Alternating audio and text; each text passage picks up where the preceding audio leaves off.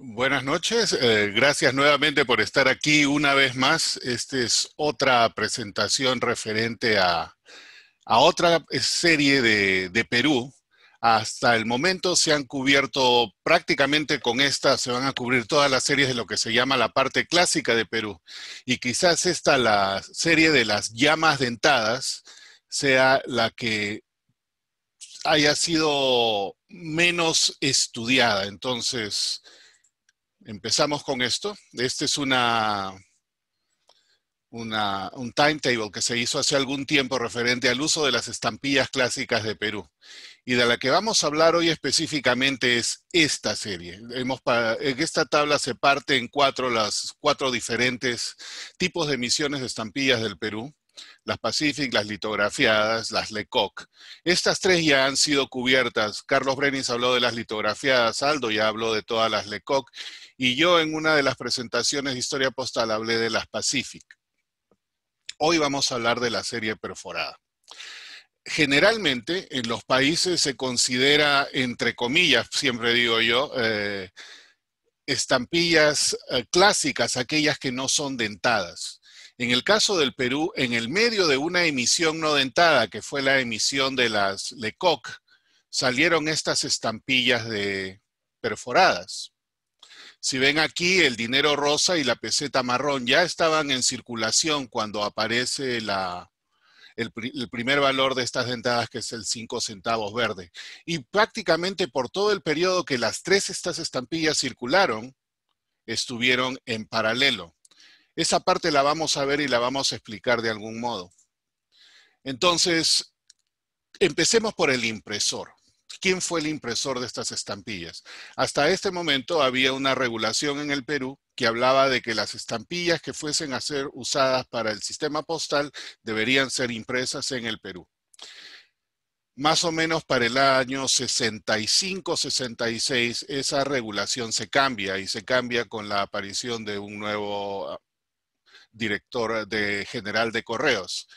Y ya desde muchísimo tiempo, una compañía, la American Banknote, era la que tenía una de las más alta reputación en hacer sus trabajos de grabado de impresión. Fundada en 1795 hasta 1862, eran quienes imprimían los billetes para varios estados y varios bancos de los privados aquí en los Estados Unidos.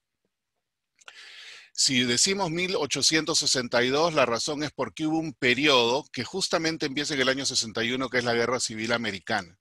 Entonces, con la Guerra Civil Americana, que ustedes ya más o menos conocen la historia, el sur y el norte peleando por diferentes cosas, bloqueos y una serie de eventos, y esta guerra civil duró desde el año 61 hasta el 65, una de las acciones que sucedió durante todo ese tiempo fue que el gobierno federal asume la emisión de papel moneda y contrata con la American Banknote para emitir ese papel. Entonces, esos billetes. Entonces hay que tomar en cuenta una cosa que es una cosa corporativa, ¿no? La American Banknote obviamente tenía muchísimos clientes, y de la noche a la mañana, de lo que imprimía muchísimos clientes, ahora va a ser canalizado por un cliente grande, el Estado americano.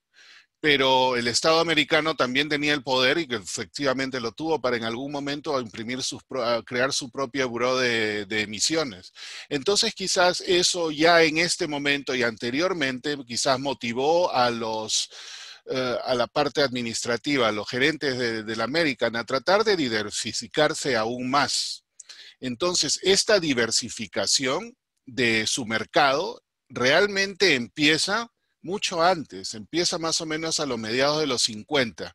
Como toda organización, siempre hay que mirar hacia el futuro. Obviamente, estas personas miraban hacia el futuro. Y como imprimían valores al portador, digamos de alguna manera, esos valores al portador tenían que tener cierto nivel de control. Entonces el nivel de control lo vemos aquí. Este es un logo que ellos ponían en sus cartas de aquel momento. Y si leen en la parte de abajo, dice que las placas de impresión grabadas se hacen en condición de que ellas van a permanecer bajo custodia del American Bank. Entonces, uno podía mandar a imprimir sus billetes, sus estampillas, lo que fuera, pero ellos no le entregaban la placa al cliente para que la pueda mandar a hacer en otro lugar o que se pierda y puedan existir falsificaciones. Eran muy celosos con esa parte de seguridad. Y eso también es parte de la gran reputación que tuvo la American Bank y que tuvo para poder imprimir y tener la confianza, ¿no? De muchas compañías realmente confiar de que contratando con la American Bank no iban a haber ese tipo de problemas. Si lo queremos comparar con los tiempos actuales, sería algo así como alguien que contrata con un banco y lo primero que se fija es en su sistema de seguridad informática para que no se pierdan sus datos, no lo puedan hackear y una serie de cosas. Este es un equivalente de esa época.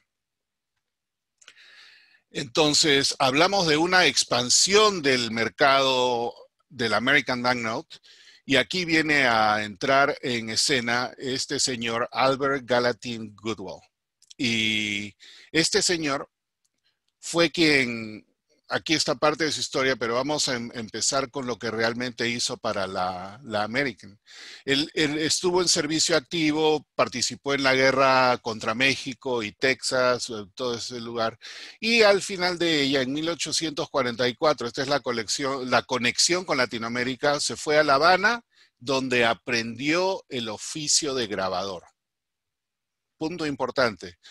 Luego que termina su vida militar, se va a La Habana, aprende este servicio de grabador. En 1848 entra a grabar a una compañía que más tarde llegó a formar parte del American Bank. Y en 1858 fue el agente de ventas para Latinoamérica y otros países principalmente, pero nos concentramos en Latinoamérica.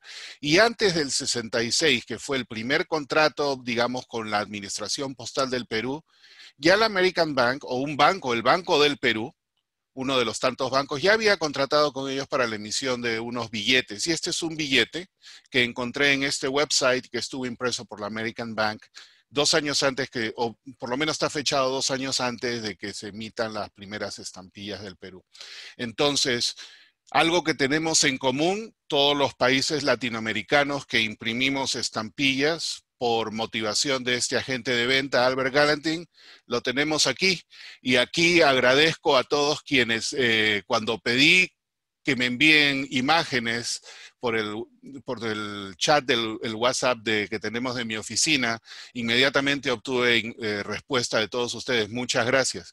Gracias a su respuesta, ahora tenemos este pequeño mapita que conectándolo con el señor Goodall, podemos decir que tienen una cosa en común. Todas estas son el resultado de la acción de venta de este señor. Entonces, como pueden ver, obviamente hizo su trabajo en forma extraordinaria. Aquí faltan algunos países, pero gracias a él, y dependiendo del año que estemos hablando, la American Bank empezó a expandir su mercado dentro del mercado latinoamericano y por supuesto en otros países, pero nos concentramos aquí. Y no fue solamente esto. En algunas partes empezaron con estampillas, luego siguieron con billetes, con bonos y otra serie de cosas. Entonces, realmente para este momento, si vemos la parte corporativa del American Bank, era bastante sólida y distribuida como debe ser una compañía. Por supuesto, tenían un cliente gigante, los Estados Unidos, el gobierno de los Estados Unidos, pero también tenían sus otros mercados por si en algún momento no iban a continuar siendo los impresores de todos los valores al portador del gobierno americano. Y así fue, efectivamente, y esa es una de las razones, creo yo, fundamentales por la cual la American Bank duró tantísimo tiempo y con la confianza de prácticamente todo el mundo. Entonces estamos viendo esto aquí la estampilla que nos interesa en este caso, vamos a hablar hoy día, es de las tres.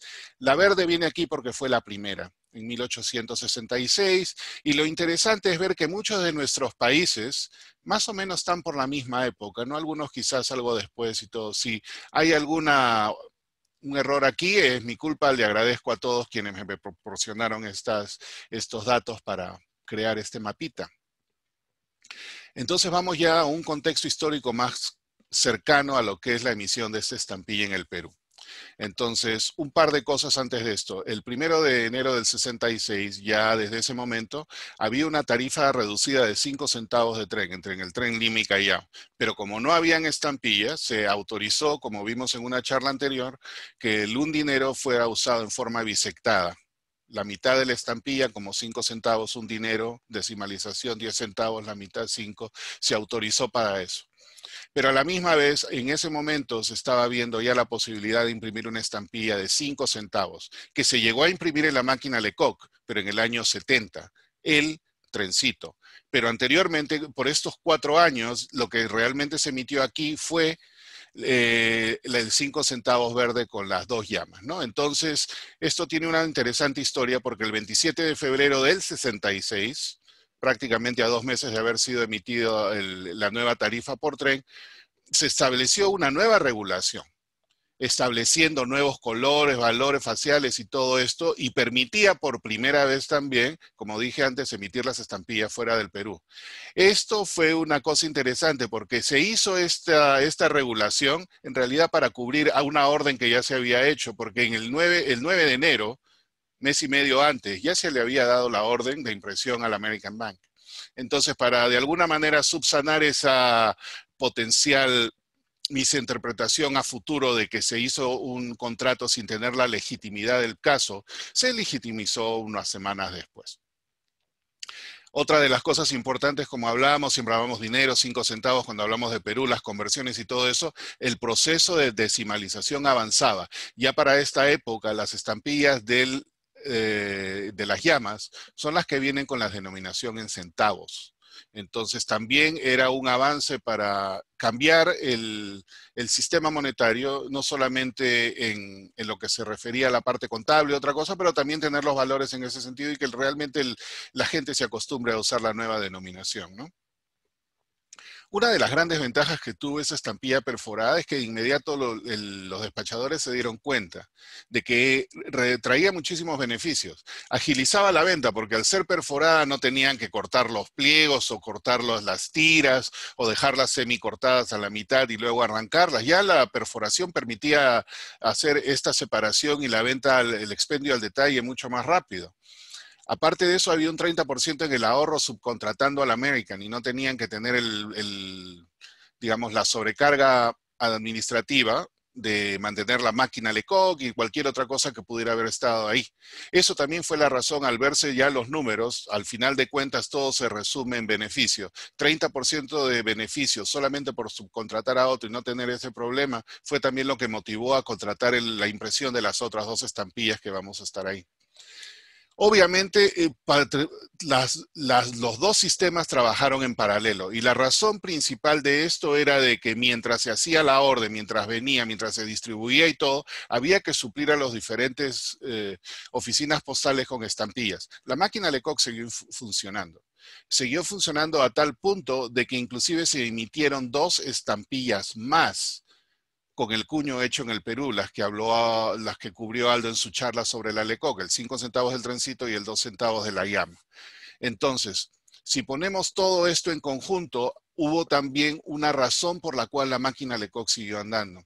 Las estampillas perforadas son grabadas, pero digamos el sistema de grabado hace que la tinta ponga a la impresión como que digamos en un pequeño relieve, que de alguna manera dentro del Perú de ese momento se tomaba como un sistema de seguridad.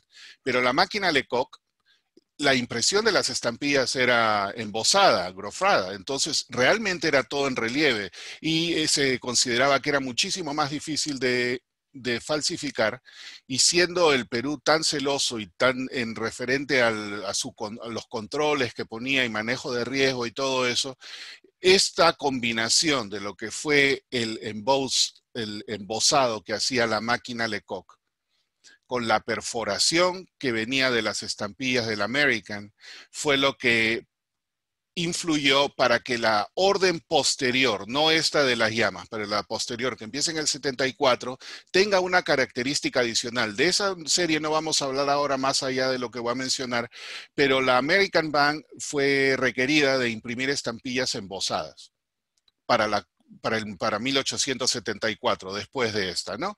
Entonces la American Bank tuvo la genial idea de decir, sí las podemos hacer, pero en realidad lo que ellos hicieron fue sus mismas estampillas grabadas, usaron lo que se llama la rejilla, esa presión que va en el papel que crea una sensación de embosado. Y eso era lo que usaban en las estampillas de Estados Unidos en ese momento. Ustedes habrán visto de esos remates que existen de estampillas americanas y que hay uno de 1 centavo con el Grill Z, ¿no? La Z, que se vendió, no me acuerdo, o se cambió por un bloque de 4, de un yen invertido, pagaron como $3 millones, una cosa de esa. Esa acción, ese feature, esa cosa que tenían estas estampillas era la que el American Bank luego le vendió al Perú como si fuera embosado. Y realmente funcionó porque era muy difícil de borrar la tinta de las estampillas impresas sobre eso. Entonces, ahí dejamos la serie del 74, esa será otra charla en algún otro momento, y esto es lo que tenemos acá. Entonces, vámonos acá a los emblemas del Perú. Esta es una cosa que aprendimos de nuestro amigo Sergio.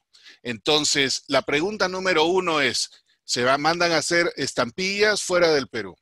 Las estampillas hasta este momento habían tenido, con la excepción de la Pacific, que no fueron impresas por la Administración Postal Peruana, todas las impresas por la Administración Postal Peruana tenían esta característica. Esta es la primera estampilla del Perú, la litografiada, y si ven todas las estampillas en el centro siempre habíamos puesto el escudo de armas.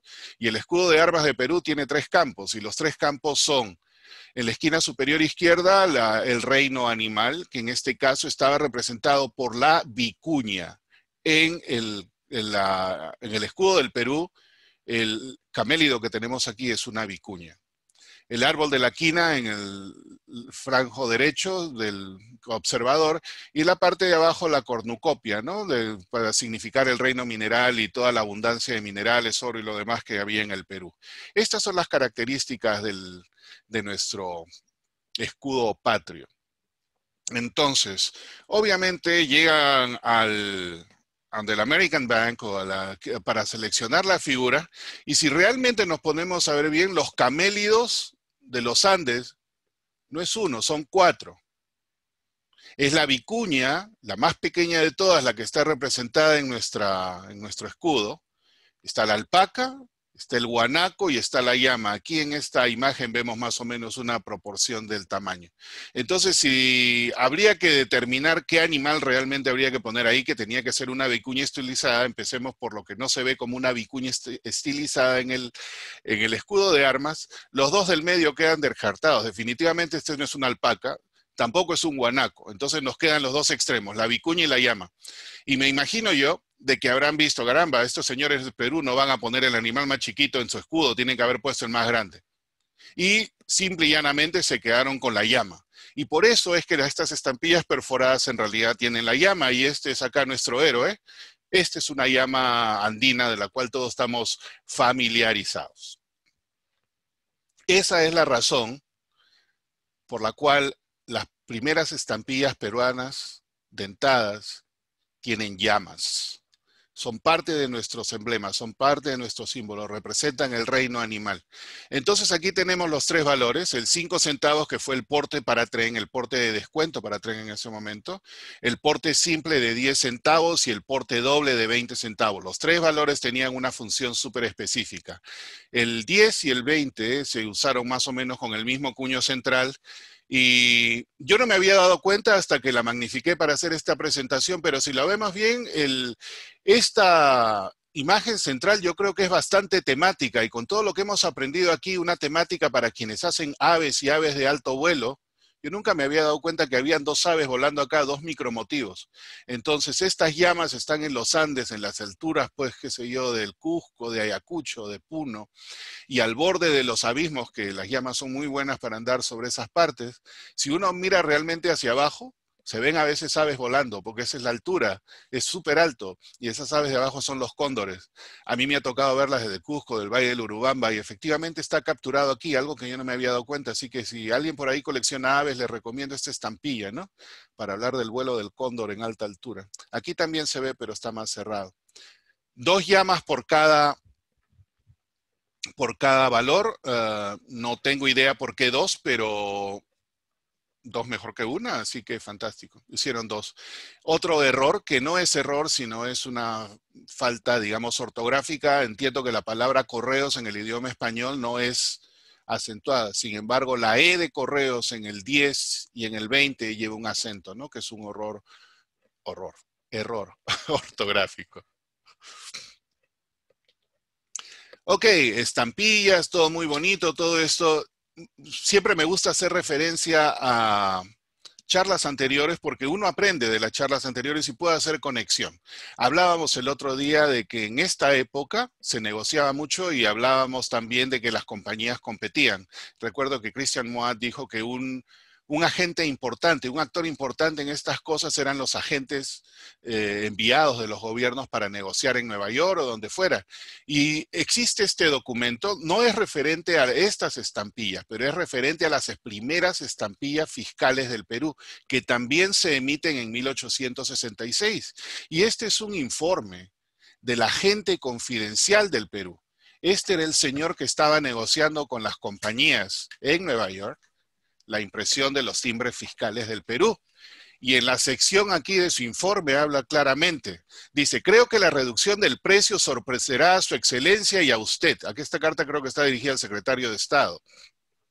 Y debo advertirle dos cosas. Primero, que ella no significa que se haya sacrificado la perfección de la obra.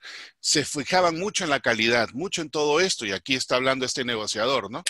Pues se está trabajando con el mejor que es posible en este estado de arte. Y segunda, que dicha reducción se debe en mucha parte a la competencia que tenían la Continental y la American Bank. Consiguió un mejor precio, manteniendo la calidad. No para las estampillas postales, pero sí para las estampillas fiscales. Y si vemos la parte fiscal, vemos estos son los tres valores altos de las primeras estampillas fiscales del Perú. También impresas por la American Bank y obviamente son de una calidad pues muy, muy alta, ¿no? Y estas son realmente las que reflejan en el contrato de negociación del agente especial en la página anterior. Hasta aquí llegamos con esto del American Bank, solamente para anotar una cosa adicional, un agradecimiento especial a Chuck Wooster.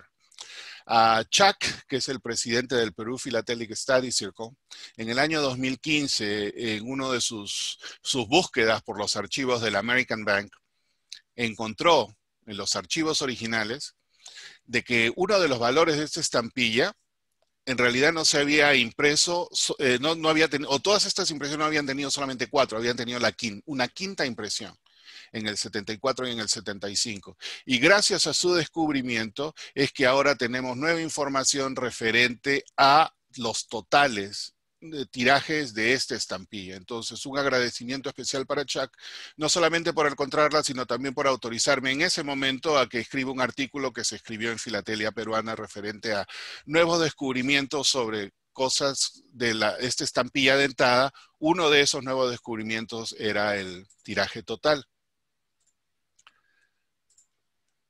Este es el libro original del American Bank, el libro de órdenes, y en el cual denota la primera orden de las estampillas, la del 5 centavos. Aquí vemos 23 de febrero del 66, República Peruana, y todos los detalles, ¿no? Cuántos están haciendo, cuántos están andando. Y por aquí, si mal no recuerdo, hacen referencia, la imagen son 2 llamas. Entonces, me imagino que era muy difícil también allá determinar pues los camélidos sudamericanos, cuál era cuál. Definitivamente ellos conocían la llama y llama fue. Así que esa es la razón por la que es la llama y no el guanaco. Este mismo libro tiene obviamente todas las otras impresiones que se hicieron en ese momento. Justamente aquí debajo tenemos la de Brasil. Me imagino que esta es una de las de Don Pedro. Otra parte de los archivos del American Bank. Este es un sumario de las órdenes que se encuentra en una de esas hojas y habla de todas las órdenes que se hicieron. Entonces, si ven aquí, están las primeras órdenes y hay una orden por lo menos 20 años después. Estas son las reimpresiones. Y esas reimpresiones ayudaron para hacer una parte del estudio de lo que vamos a mencionar más adelante. Entonces, aquí vemos que esta tuvo 4 impresiones, 2 impresiones, en adición a la que se hizo posteriormente que no vamos a cubrir aquí. Entonces, ya hablamos de la compañía, hablamos del agente vendedor, hablamos de su influencia en Latinoamérica, qué hicieron, cómo se negociaba. Llegamos al punto de tener las estampillas y la historia de cómo es que se llega a firmar el contrato. Pero estas cosas no se hacen por obra de arte. Hubo una persona. Y esta persona fue el grabador. Este señor, Luigi Louis del Noci, era un maestro grabador italiano que estudió con este otro señor, John Casigliar, que era un prominente artista y grabador en Nueva York a principios de la década del 50. Louis del Noci grabó muchísimas cosas, sobre todo los primeros billetes de $100 y otros billetes americanos se le encargó a este señor por su alta calidad de producción y todos los detalles que ponía. Luigi del Noci fue quien hizo también la grabación de los tres cuños de las llamas que estamos hablando aquí. Este dato lo saqué y esta foto de aquí de uno de los enclosed que envía Sigo. Múltiples. Esta estampilla se usó prácticamente del todo, que múltiples sin usar son raros. Si ustedes ven un bloc de 4 de cualquiera de estas, es raro. Hasta una pareja sin usar es rara. Prácticamente se usaron en su totalidad. Y la mayoría de lo que se ve en esto son estampillas usadas. Inclusive bloques usados son raros, pero sin usar son muy raros. Obviamente no se conocen pliegos completos de esta, pero sí de la reimpresión, que es hecho con lo mismo, y eso sirvió para algo. Ya lo mencioné 2 veces, y cuando lleguemos a esa página van a ver el por qué. Entonces empezamos. Aquí está nuestra primera estampilla, el 5 centavos. Se emitió el 6 de junio de 1866. Tuvo 4 impresiones. Aquí tienen en este cuadro una suma, un resumen, perdón, de la información que Chuck encontró. Esto lo hemos puesto en este cuadrito que va a ser igual para las 3 estampillas. A qué fecha se emitió, qué cantidad y cuándo se recibió, que en realidad el recibido es el emitido. Una vez que esa estampilla de 5 centavos fue puesta en circulación, se terminaron los bisectados del dinero rosa. Entonces el bisectado del dinero rosa prácticamente funcionó por 6 meses. Y a partir de este momento se empezaron a usar las estampillas de 5 centavos. Emisión total, 2.800.000, prácticamente todo se usó. Sueldos nuevos se encuentran, múltiples nuevos, muy, muy, muy difícil. El 5 centavos era el porte de tren. Entonces, como dijimos, esta reemplaza el dinero disectado y ahora ya si tenemos una estampilla de 5 centavos y este es a los 2 meses prácticamente de haber arribado, es 18 de agosto del 66 de Lima, del Callao a Lima y tiene las dos características o la característica principal de aquel momento, en adición a ser el porte reducido, tiene la marca de distribución. Pero esto ya son los finales de los usos de estas marcas de distribución. Como se acuerdan, en una de mis charlas yo hablaba de las 7 marcas de distribución que habían y eran los 7 viajes de tren. También tiene la rejilla roja de Lima. Matasellos rojos en esta época son raros.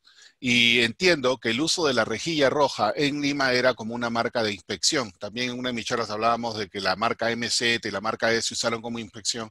Por alguna razón, los sobres que se ven con la rejilla roja siempre tienen algo adicional. Esta lo que tuvo es que viajó del Callao a Lima sin ser matasellada en el Callao. Entonces me imagino que la habrán tratado en forma especial, no era el bisectado 2 meses después, caramba, ¿qué pasó aquí? Una inspección adicional, póngale la rejilla roja.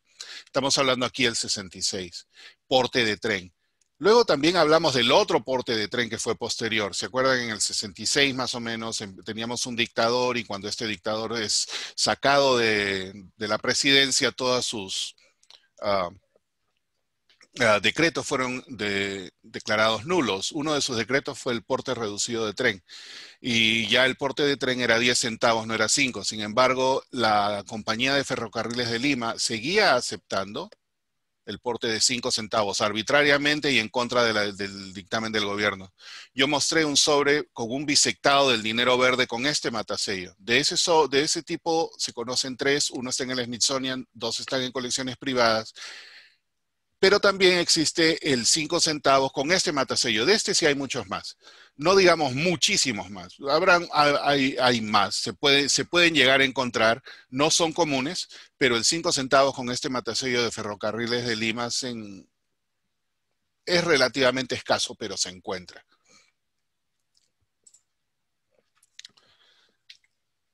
Pruebas. Esta es otra interesante parte de lo que se ve hoy en día en el mercado de las pruebas. Se ven pruebas de cuño, pero las pruebas de cuño en la llama son bastante raras. Yo conozco dos juegos completos y últimamente en un remate he visto uno de los valores suelto. Las pruebas en este papel de India pegado en el cartón, pero las pruebas originales, y cuando digo pruebas es pre, eh, pruebas de preproducción, las que tienen el número original sin estar tachado y la nueva numeración. Eso lo vamos a ver más adelante también. Estas son bastante raras. Entonces, esta es una de esas pruebas de preproducción. Él tiene el número 512, el cuño 512 de American Bank, no tiene el cambio de numeración por ningún otro lado, y esta se conoce, en negro se conocen dos, y en el color original solamente se conoce una, que es esta. Está en mal estado, pero es la única que se conoce hasta el momento en el color original. Estas pruebas así en cartón grande son raras, en las tres llamas.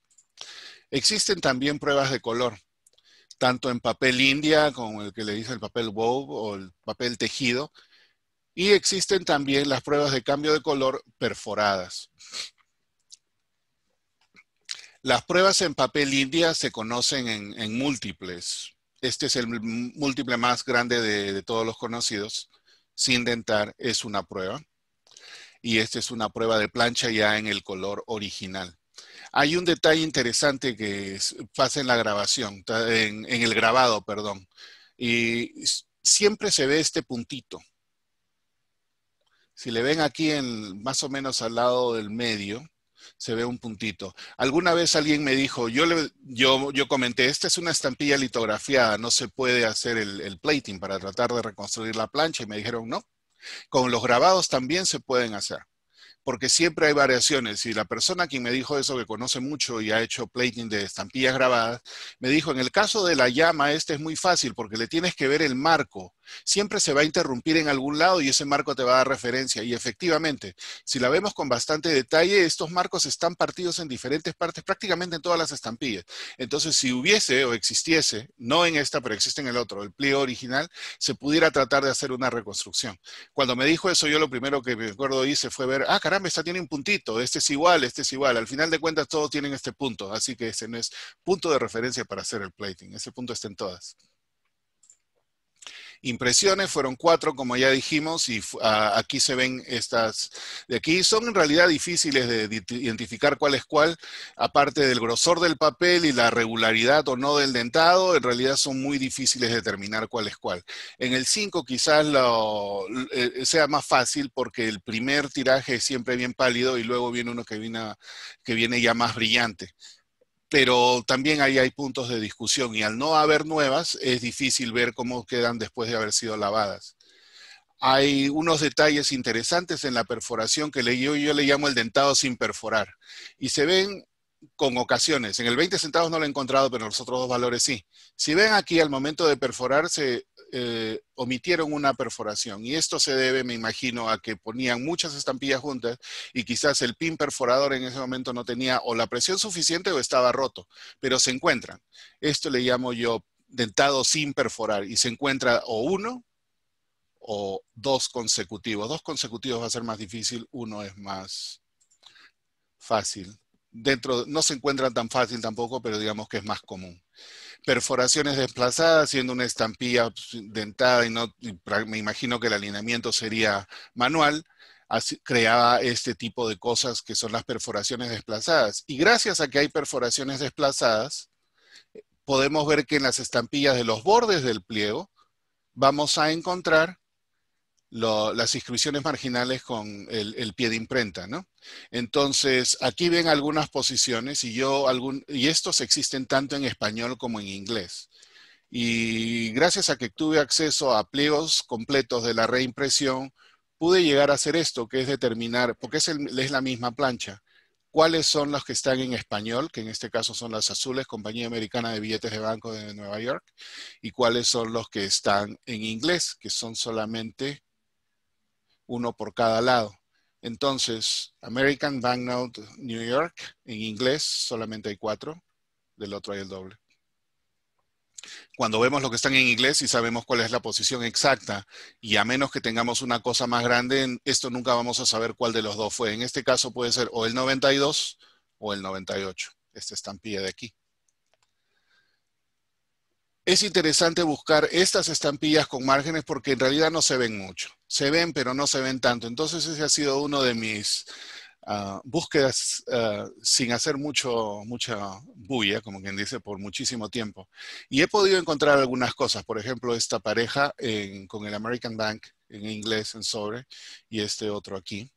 Bastante interesantes. No se ven en sobre, son más difíciles de encontrar.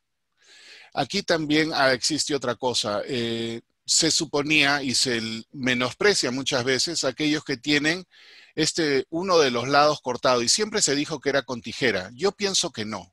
Yo pienso que realmente existieron bordes de pliego sin perforar y el tamaño de este borde de alguna manera me ratifica que es así. Entonces esta estampilla y efectivamente, y a pesar de que la parte superior fue cortada con tijera, que podría dar argumentos para alguien de decir que esta parte también fue cortada.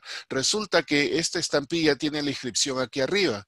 Definitivamente es la posición número 2. Esta para mí es la posición número 1 y esta es la posición número 2 en el pliego. Sobre interesante. No era el uso que debió haber tenido el 5 centavos porque era para tren, pero una pareja era aceptada una carta internacional que va a Burdeos. Esta es una carta certificada de 10. Con 10 estampillas. No vamos a hablar de la parte de historia postal aquí, vamos a hablar de la parte de las posiciones.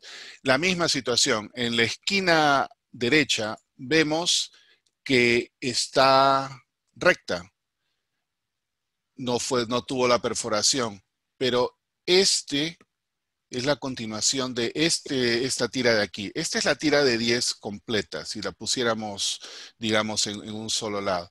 Y se encuentra de que en estas partes de esta tira, la tira de 6, le vemos ciertas notaciones. Lo que me da a entender que esta sección de la tira son las posiciones 95 al 100. Ya algo interesante, como dijimos, 5 centavos solamente era el porte de tren. Aquí se equivocaron porque esta estampilla va de Lima a Lambayeque, debió haber pagado 10 centavos, pero aquí el 5 centavos viaja solo sin haber sido multada. Debió haber sido 10, no tiene marcas de multa por ningún lado. Hablamos de otra cosa. Como esta estampilla se usó desde el 66 hasta el 75, 76 más o menos, las marcas de distribución tuvieron un segundo uso y ese segundo uso fue en el tiempo que el descuento del porte de tren fue reducido para todas las líneas dentro del Perú. Entonces, esta es la línea Lima-Callao en el año 1870.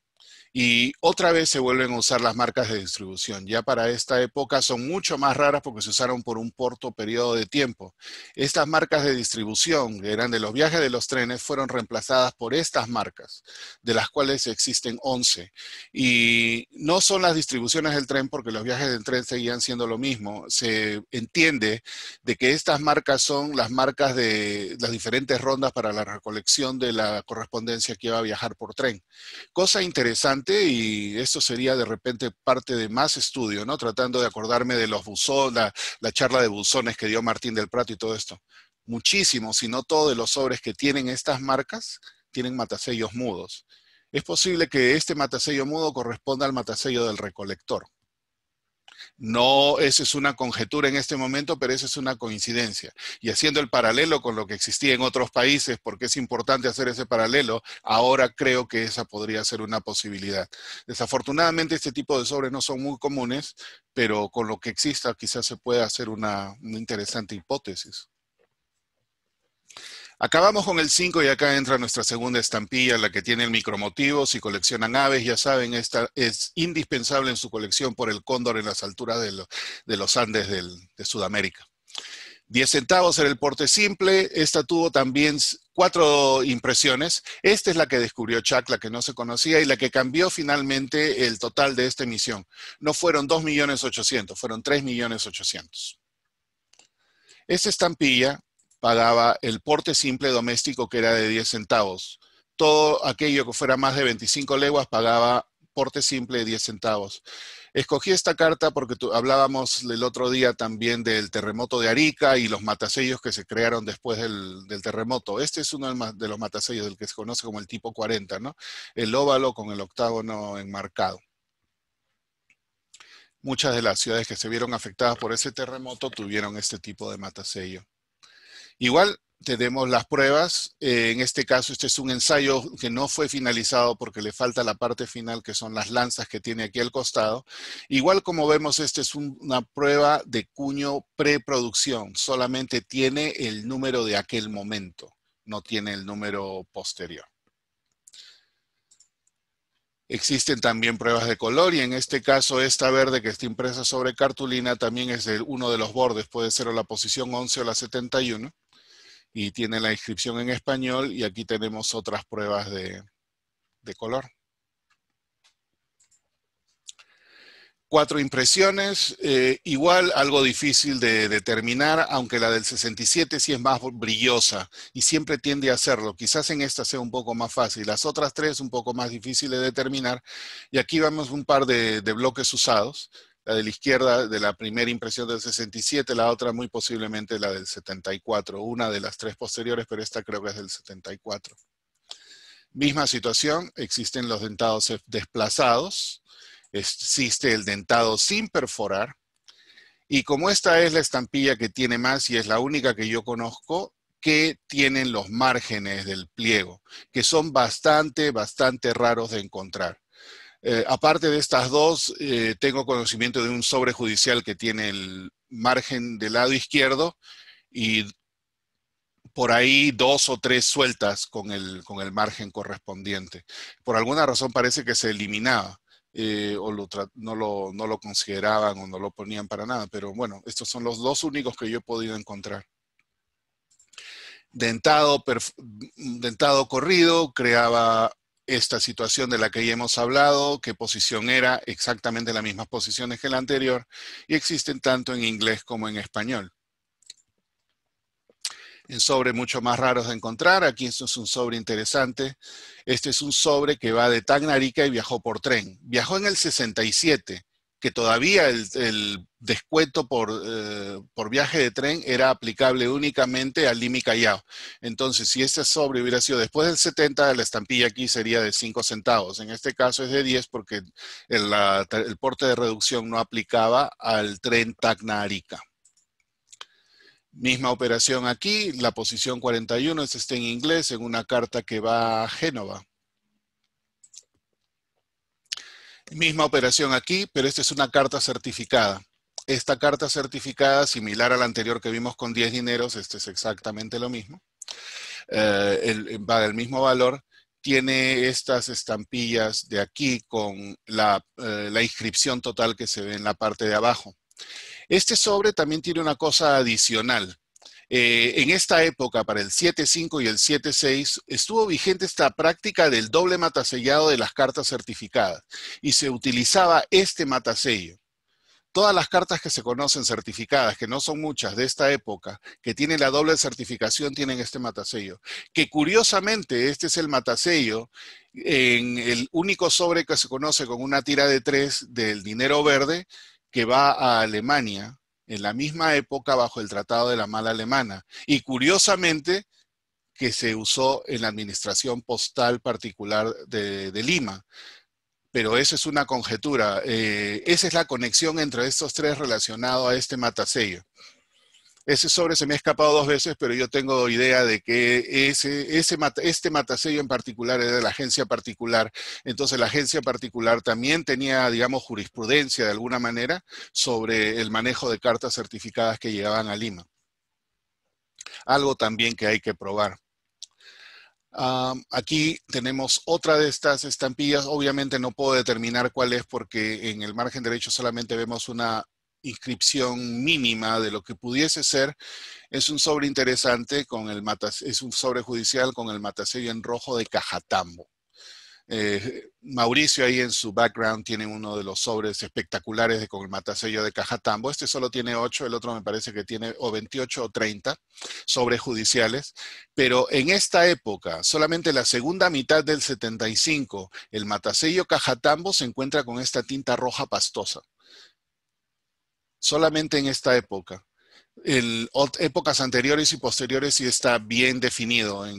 Cuando di la charla anterior y puse un sobre de dineros verdes, tenía 13 de esos, usa también el Cajatambo, pero ese sí está perfectamente delineado, es algo posterior. El 10 centavos también pagaba el doble porte de tren. Esto también es no frecuente. Esta debió pagar, si era carta simple, solamente 5 centavos, va por el tren Lima-Callao, pero esta es una carta doble, paga 10 centavos. Otro porte doble, este es un porte doble, digamos, normal para una distancia superior a 25 leguas. Este va de Pasco a Lima en el 68. Y este es un sobre bastante interesante que me consiguió Ariel Cuach, a quien agradezco, que va de Lima a Bolivia. Ya estábamos bajo el Tratado del 65, pero tiene la marca de recepción que generalmente se aplicaba en la parte de atrás del sobre en el frente. Y muestra pues el gran trabajo que se ponía, porque esta recibió en La Paz el 23 de diciembre del 67, ¿no? Está bastante nítido. Otro sobre, en este caso, viaja por una combinación de la línea inglesa y la línea francesa, viaja por el BPO del Callao hasta Panamá, donde es llevado en tránsito, y ahí cambia a la línea A, que viaja de Aspinwall hasta San Nazarí. Entonces conecta para el porteo peruano, conecta a través del correo británico en Panamá al correo francés. Similar aquí, pero esta ya es del periodo, igual sale por el British Post Office, pero este es el periodo anterior a la GPU. Este es de enero del 75, en julio del 75 es que empieza la GPU.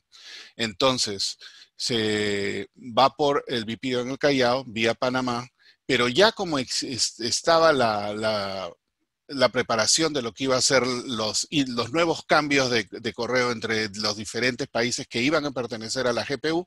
Aquí ya tenemos la marca de un franco 70 que fue aplicada en Londres y a su ingreso, que iba a ser pagada por el país de tránsito, que en este caso iba a Francia, pero Francia a su vez recibía parte de lo que iba a ser las 2 liras 30 que pagaba Italia, ¿no? O que pagaba el remitente en Italia y que iba a ser tomada como parte del pago en destino. Perú no era miembro de la GPU y ya la GPU se estaba ordenando con ciertos cargos para los países que no venían o para los países que no eran miembros o para cuando las cartas de países que no eran miembros transitaban a través de países miembros. Inglaterra, Francia e Italia fueron miembros de la GPU. Aquí otro sobre interesante del periodo de la GPU, y aquí lo vemos que este ya va prepagado desde el Callao hasta Hamburgo. No tiene marcas de intercambio porque no tiene marcas de cargo porque ya está pagado desde el Callao. Entonces, la parte peruana, la parte doméstica, está pagado aquí con el 10 centavos, marcado con el C38, y tiene 20 peniques, o un shilling y 8 peniques, que paga el porte a través del correo inglés, London Paid, hasta el destino final en Hamburgo. Otra carta del periodo de la GPU, este va de Lima, Nueva York, misma operación. La única diferencia es que ya ahora, por convenio de la GPU, ya no se cobraba 10 centavos de inbound fee o 10 cents, ahora se cobraba la mitad, se cobraba 5. Este ya en el periodo de la GPU. Ok, entonces ya entramos aquí a la recta final con el 20 centavos. Del 20 centavos es la que menos se emitió. Se emitieron 450,000, únicamente 2 tiradas. Es la más difícil de todas de encontrar en sobre. Yo he conocido personas que han tenido, en el Perú, no fuera, en el Perú, que han tenido muy interesantes colecciones de llamas, de clásicos del Perú, y sufrían de tener sobres con llamas. No sé cuál es la razón, mi suerte fue diferente y yo sí he tenido la oportunidad de conseguir muchos usos interesantes. Entonces, aquí tenemos el uso real de esta estampilla. Pagaba un porte doble. Este es un interesante matasello de Paita en rojo. Esta viene de Paita Lima, el 15 de octubre del 68. Obviamente, primer tiraje. Y aquí tenemos también ensayos y pruebas de cuño. Misma operación. Este es un ensayo sin finalizar. Le faltan ciertos ornamentos por aquí. Y la prueba de cuño con el número original, sin tachar. Este es de preproducción. Pruebas de color, misma operación, en papel de India y en cartulina. No sé por qué existen algunos con este número. Hay otras de pruebas de color, no he puesto todas con otros colores y que tienen también la numeración. Y esta es una interesante prueba en cartulina, prueba de plancha en cartulina, y en ambas tengo el borde. Esta puede ser el 20-30 o el 80-90 o el otro. Y aquí las dos impresiones. En este sí, de algún modo, es un poco más fácil de determinar. La del 74 tiende a ser un poco más opaca. La del 67 siempre tiende a ser un poco más brillante. Hablábamos de múltiples sin usar en cualquiera de las estampillas son raras. En esta estampilla, inclusive los usados no son comunes. Múltiples de esta estampilla no son comunes. Y es algo muy, muy buscado. Tiene un interesante matasello de chachapoyas en la ceja de selva peruana. La misma operación, los dentados corridos, que al final nos permiten sobre ciertas estampillas tratar de encontrar esto. Aquí ven ustedes muchas que he puesto yo de este tipo. La verdad, me ha tomado muchísimos años llegar a esto. Y no son, digamos, algo que uno encuentra todos los días o que se encuentra de tanto en tanto. Se encuentra de tanto en tanto, sí, pero a través de muchísimo tiempo. Por eso yo he tenido la suerte de poder acumular todo esto. Buscarlos ahora ya no es tan común, pero a través de los años he tenido la suerte de poder haber acumulado esta parte. Aquí hay otro uso interesante. Estaba de Iquique a Valparaíso. Ya estábamos con el tratado con Chile, entonces viaja sin ser multada y paga el porte doble. El porte en aquel momento Chile ya era igual que el porte doméstico de 10 centavos. Hubo una escasez del 10 centavos entre septiembre del 76 a finales del 77 y durante esa época se permitió la bisección de esta estampilla de 20 centavos y de la peseta amarilla. Aquí tenemos un uso de este bisectado autorizado que va de Lima a Moro el 28 de octubre del 76. Este bisectado también es bastante interesante, va fuera del Perú, durante el periodo de la GPU, Callao a Génova, prepagado hasta destino, ya estamos en el periodo de la GPU, y está sobrepagado medio penique. Debió haber tenido una estampilla aquí, debió haber pagado un shilling 7,5 peniques, que era el porte total que se pagaba en este momento, que estaba vigente para pago de Perú hasta Italia a través del correo inglés. Este pagó medio penique de más. Otra carta interesante estaba a Francia. Era porte doble en Perú y aparentemente fue porte cuádruple en Francia, 480, 12 por 4. Y como aprendimos el otro día, la referencia de peso o la carta simple en Francia era mucho más liviana que la carta simple en Perú. Entonces, eso explica, y eso también, esa charla me ayudó a determinar esto, por qué era 480. Y la razón era precisamente esa, era 48 de Sims, porque la carta simple de referencia era solamente 7,5 gramos contra la media onza que se usaba en el Perú. Otra carta aquí, periodo GPU, pero esto no tiene nada que ver porque está directamente del Perú a Inglaterra, prepagada, y tiene el 20 centavos, que es interesante en sobre, y entiendo que el 2 shilling en sobre también es algo interesante de ver.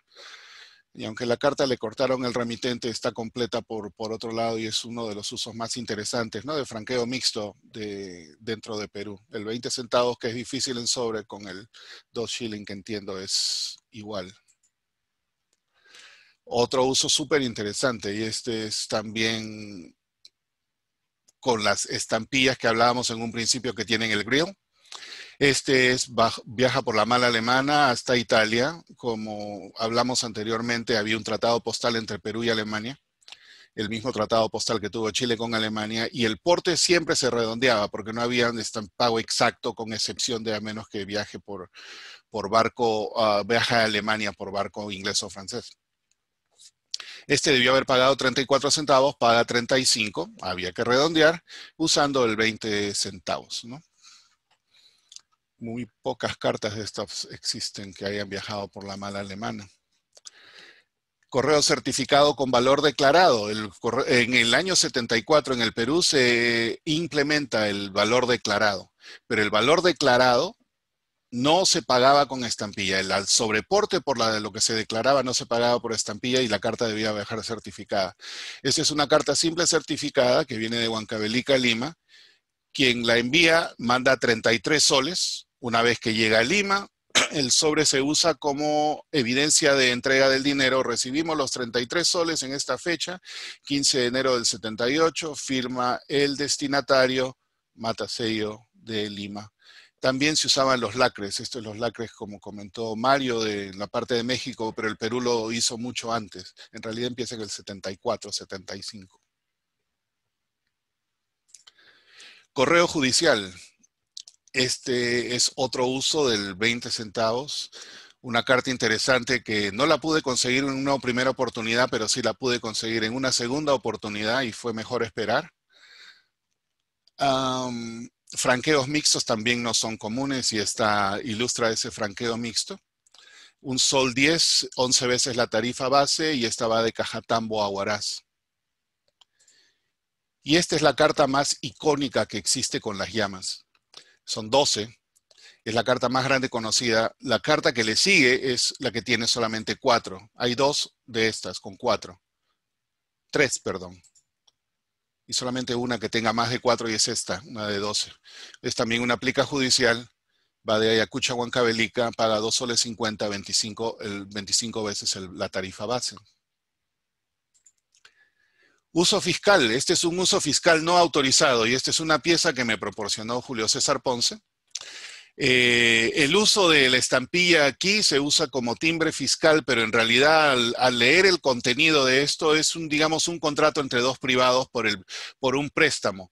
Pero estas personas, aparte de usar el papel sellado, usaron una estampilla que era para pagar el impuesto y efectivamente, como no era una entidad, digamos, fiscal o nada de eso, eran dos particulares firmando un tratado personal, no tuvieron la delicadeza de darse cuenta que esta no era una estampilla fiscal y pusieron una estampilla postal y la usaron de acuerdo a eso.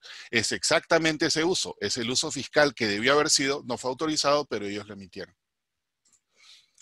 Hablábamos de la numeración y aquí en el sistema de archivo del American Banknote, y hay un artículo extenso que está impreso en la revista del Collectors Club, escrito por Ross Toll, y habla exactamente del sistema de numeración. Como vimos anteriormente, yo mencionaba mucho de que el número original no está tachado. En este caso vemos que el número está tachado y sobre ese número se ha puesto otro número. Lo que sucede es lo siguiente. Estas cartas estos index copy o las cartas de archivo, tarjetas de archivo, perdón, se utilizaron para cuando cuando la American se unía con otra compañía, compraba otra compañía y unían todas sus placas de impresión y hacían una nueva impresión de todas para tener un nuevo archivo de las placas combinadas. En este caso en particular, esto se imprimió después que se imprimieron las llamas y tuvo la nueva numeración, 26.078, ya no era el 562 original.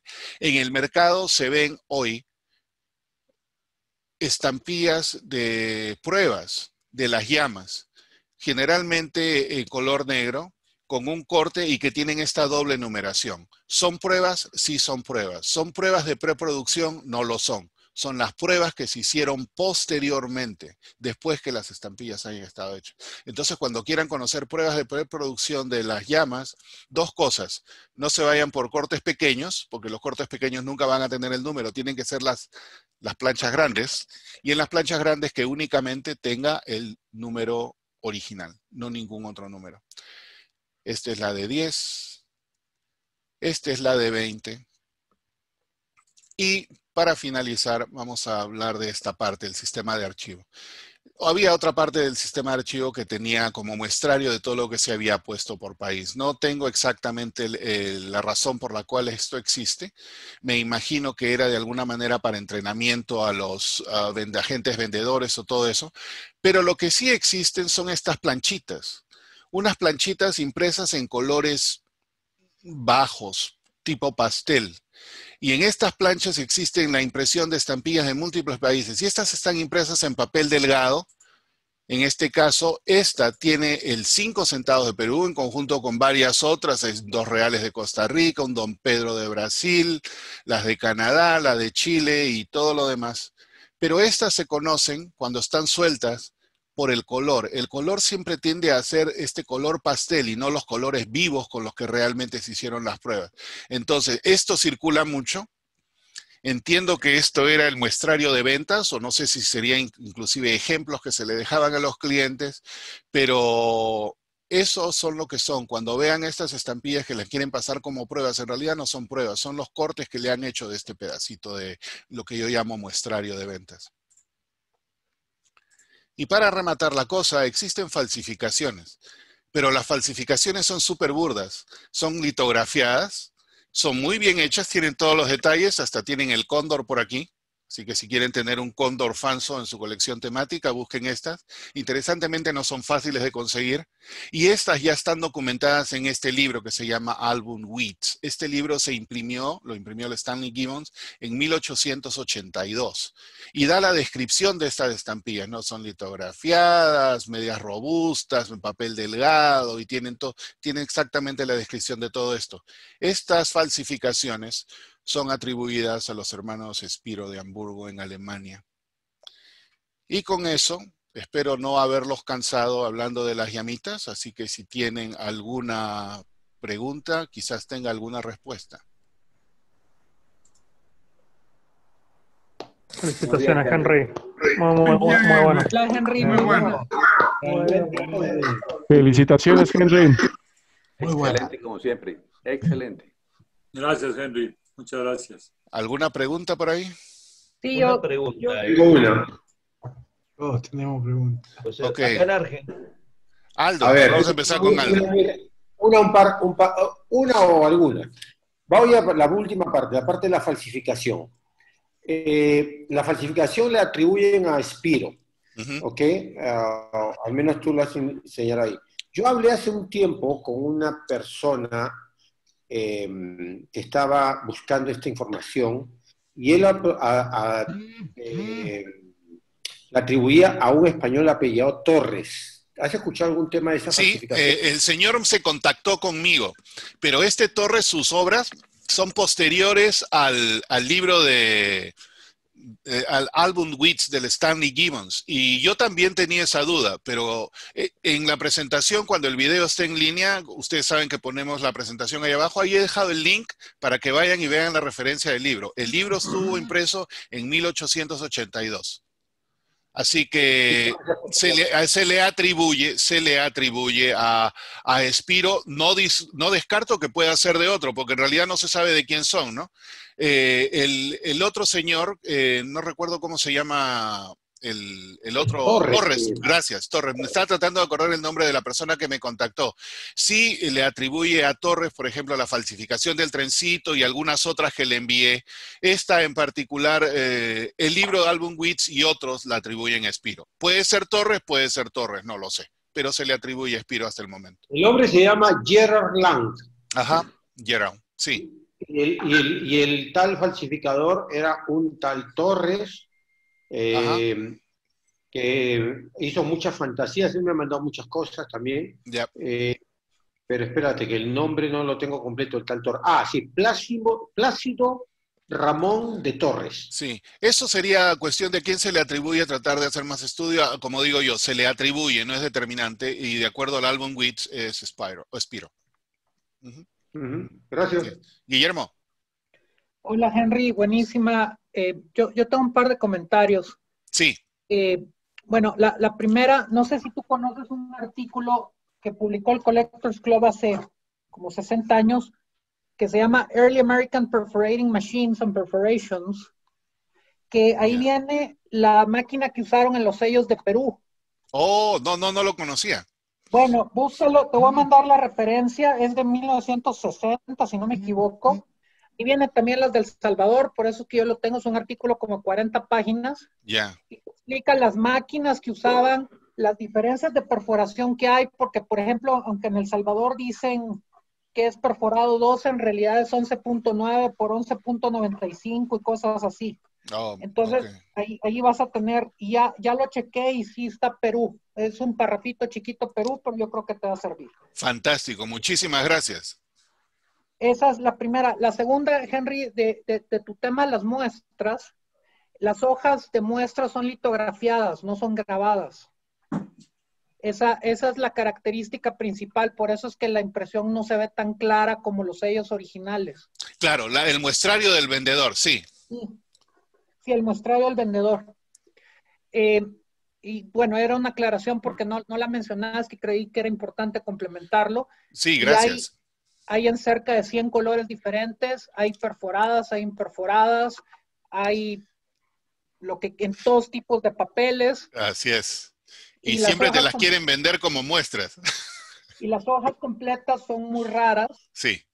y son muy caras. Y las últimas que yo vi en subasta fueron las de la colección, el que coleccionaba Costa Rica, se me fue, perdón.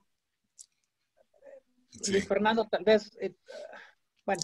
De Mayer, quizá. Mayer tenía 5 de estas y las subastaron y bueno, se fueron por las nubes. En el 2008, 2009, cuando las subastaron, y de ahí yo creo que yo no he visto más, a lo mejor han salido, pero no he visto más. Ok. Y el tercer comentario sobre lo de Aldo es que ese tema de Torres salió en el London Philatelist en mayo y causó un poco de polémica. Hay gente que no cree que fue esta persona Torres, y bueno, por ahí hay otro artículo en el London Philatelist, creo que de agosto, de Frank Walton, desmintiendo a este señor que publicó que eran Torres. Entonces, a ti te llegan, ¿no? Entonces tú has de saber más esto. Sí. Lo leí, no quise hacer ese comentario, pero sí, es difícil muchas veces atribuir un falso a quién fue o quién no. Entonces, por eso, como la descripción en el álbum Witch encaja exactamente con lo que es, y esta operación fue en 1882, de alguna manera ya da a entender de que se conocía desde esa época y pudiera ser de Spiro, porque era, no, inclusive los matasellos que se usaron acá se usaron en otras estampillas hechas por Spiro, que de alguna manera pudiera dar una pista, ¿no? De quién fue el falsificador. Sí, bueno, eso era el comentario. Y Henry, solo para terminar, tus sellos, de acuerdo a este artículo, la perforación es 1185 por 1185, pero hay variedades de 1185 por 1195, de 1195 por 1195. Wow. Te Ok. voy a mandar una foto para Sí, que lo veas. envíamelo, porque igual nosotros le decimos perforación 12 y somos medios lazy para poner el odontómetro, pero si hay que ajustar la, la información, se ajusta. Pero búscalo, Gracias. está muy bueno. ¿Ok? Gracias. Gracias. Edna. Felicidades, Henry, muy buena la presentación. Tengo una duda en la primera carta que tú muestras. No sé si sale en el sobre o no me percaté, no sé. Pero ¿cómo sabes tú que es el sexto viaje en tren? Por la marca Porque de distribución. Hay esa marca, te lo voy a mostrar aquí.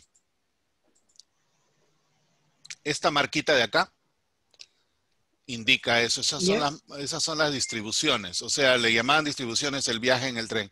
Este es el de sexta distribución y de este tipo solamente es el 6. Cuando hablé de la parte de Lima también mencioné que habían 7 y del que es rectangular existen los 4, el 1, el 2, el 3 y el 7 me parece. Pero el 6 es esta. O sea, este es el sexto viaje del tren en ese día. Gracias.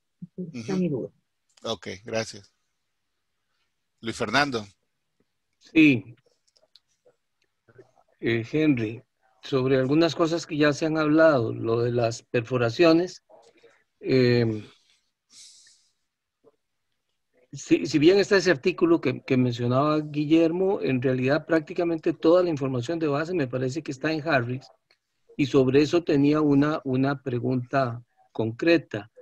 Mostraste un sellito verde y uno rojo en el cual hay una aparente perforación doble, y me llamó la atención que te llamara la atención, como si fuera alguna rareza. ¿Son una rareza? Y si son una rareza, ¿no reconoces un nombre para ellos o sí?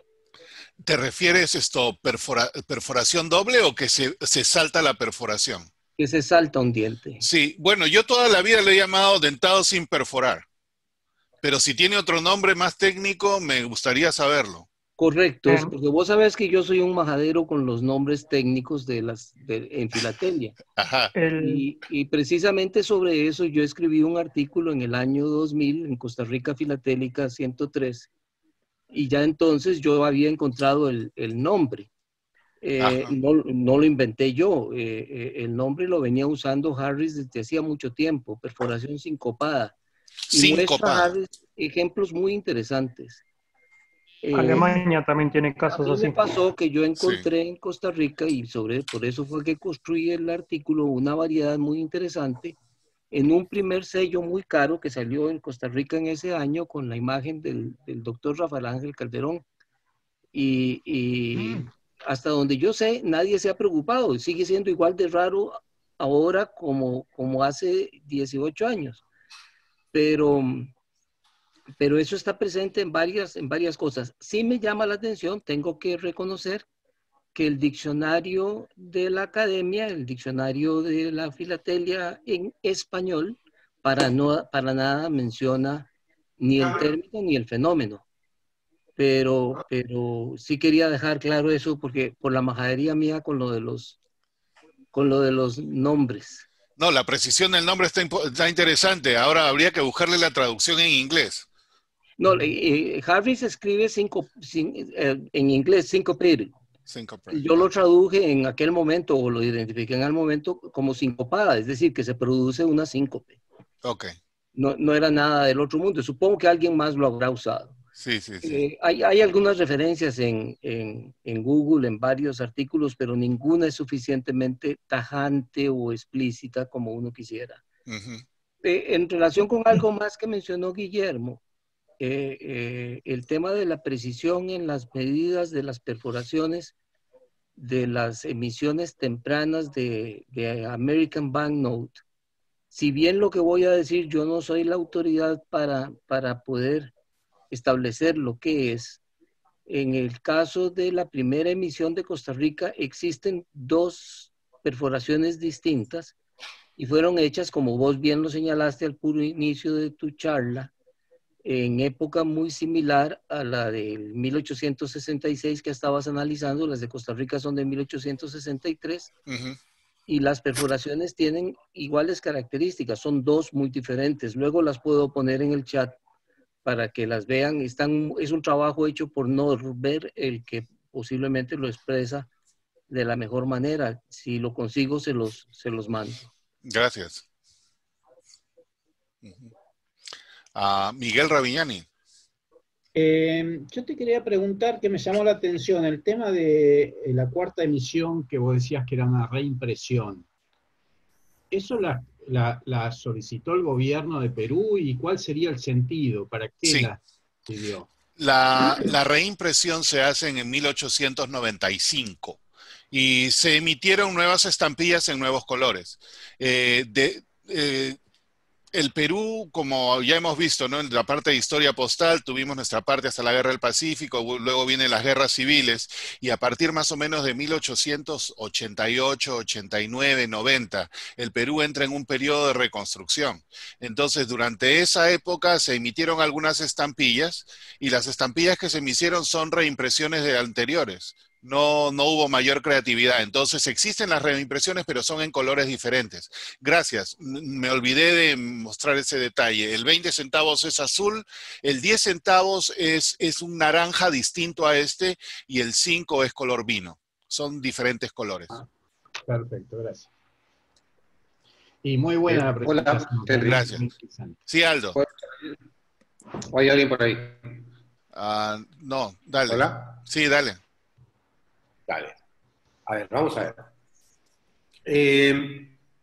Nosotros hemos conversado este tema ya, digamos, más en privado con el grupo con el Facebook de la Asociación Filatélica, pero siempre se nos quedó un poco en el aire la parte final. Has hablado de varias impresiones, varios contratos de las llamas, y la verdad es que eso nos abrió mucho el panorama a la hora de ver, digamos, la entrada de estas emisiones dentro del sistema, dentro del uso del periodo, ¿no? Del periodo clásico. El tema es este. Tú has logrado determinar una fecha temprana y una última para cada producción o para cada contrato y una fecha tardía. No, yo honestamente te digo, yo no le presto mucha atención a eso de las fechas en cuanto a la parte de producción. Debería, y por eso cuando estábamos hablando de fecha temprana y tardía, lo que yo tenía obviamente era mi propia referencia y preferí que todos contribuyan en ese table. Yo sé que muchos de ustedes le prestan bastante atención a eso. En mi caso, a menos que sea una cosa, pues, que esté en sobre, y esté interesante, y esté excepcional, la verdad, muchas veces, a veces no lo doy ni pelota. Pero me gustaría hacerlo.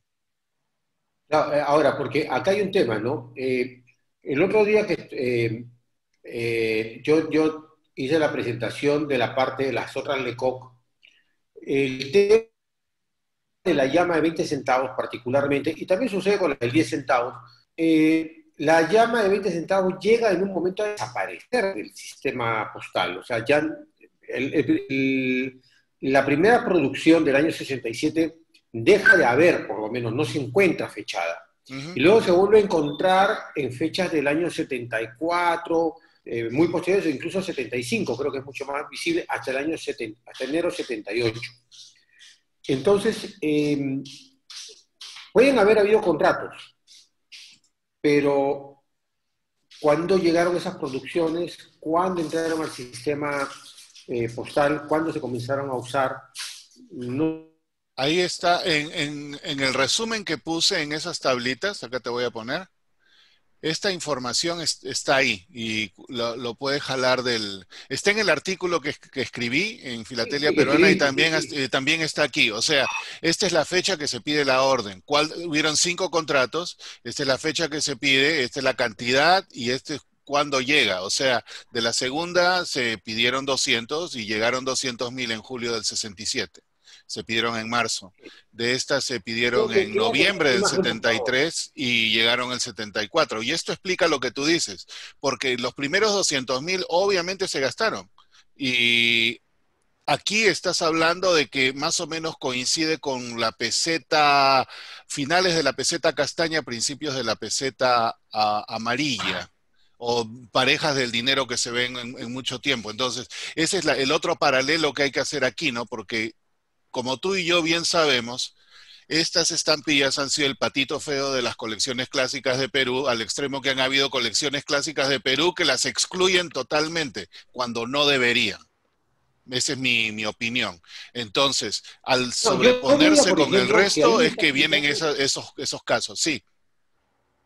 Tú me estás indicando, por ejemplo, marzo 74, la entrada de la segunda producción de las llamas de 20 centavos. Perfecto. Está entendido y claro. Sin embargo, busco marzo 74. Claro, o sea, esta información, Aldo, viene de, sin mal no recuerdo, de las memorias o del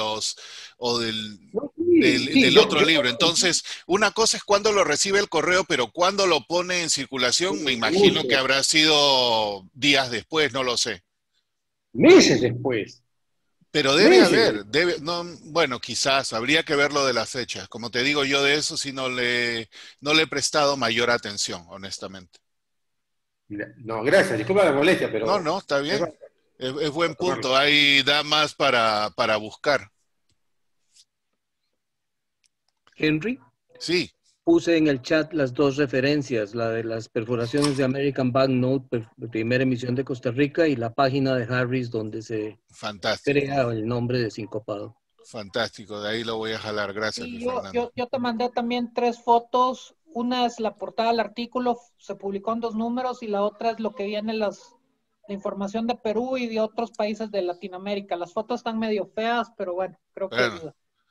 Fabuloso, muchas gracias. Ok, si no hay... Oh, Heinz. ¿Henry? Sí. Hola, ¿qué tal? ¿Qué tal, Heinz? Me gustó mucho la presentación y quería irme al punto de que tú mostraste al comienzo una plancha con el esquema de los 100 sellos y con las inscripciones en los 4 lados. Sí. 8 inscripciones en español y 4 en inglés. Así es. Y me llama la atención entonces el corte que tienen en el extremo izquierdo y en el derecho, en algunas ocasiones, en esa tira larga que tienes ahí de 6. Sí. En el lado derecho, por tomar ese lado. Sí. Si el lado derecho del pliego tenía inscripciones con la anotación del nombre del impresor, ¿no debiera ser habitual o normal que estuviera cortada? Buena pregunta, y depende también de qué posición sea, porque si agarra, ahí estoy compartiendo la pantalla, si fue la posición, por ejemplo, en el lado derecho, ¿no? Si fue la 20, 30, 50, 60, 80, 90, debía haber tenido la inscripción. Pero si es una de estas que no la tiene, que es el caso, suponiendo que es así, simple y llanamente puede agarrar un pedazo más y mantenerse en blanco. Y eso se ve también con este otro de aquí. Que, perdón, es el 10 centavos, ¿dónde está? Aquí. Este, por ejemplo, este de la parte superior tiene la inscripción del pie de imprenta de la posición 3 o 9 arriba, pero este que es del lado no lo tiene porque es una de esas posiciones que precisamente no estaba en la inscripción y que es en blanco. Es correcto, pero sin embargo, esa tira que está en esa, no sé si era plica o era sobre, tenía un corte muy pegado al dibujo. Vamos a ampliarla. Eso es lo que yo digo que no es normal. Ups, ya me pasé, perdón. No, esa era, la anterior. Sí, no, lo que pasa es que cuando hago la magnificación y si me paso un poquito, se me va el otro slide. Esa es. Esta de aquí, ahora vamos a tratar de... Claro, te fijas, es el borde izquierdo, sí, arriba, y abajo el borde derecho. Ajá. Y lo que debiera haber ahí es una perforación, y después de la perforación, el pedazo de borde desde la perforación hasta el corte. Pudiese haber sido, exactamente. Esa es una buena conjetura, pero hay dos cosas. Digamos que la perforación está un poco corrida y de repente como el tamaño del papel estaba justo, y esta es mi hipótesis, ese lado en particular no lo perforaron y quizás aquí, volviendo a lo que se hizo, porque también como que tuviese un corte, de repente aquí le cortaron el margen. Esa es una hipótesis, no lo doy como determinado, pero pudiese ser. Y en el otro sobre, que es este de aquí, es inclusive un poquito más notorio, porque aquí porque aquí el margen sí es mucho más ancho.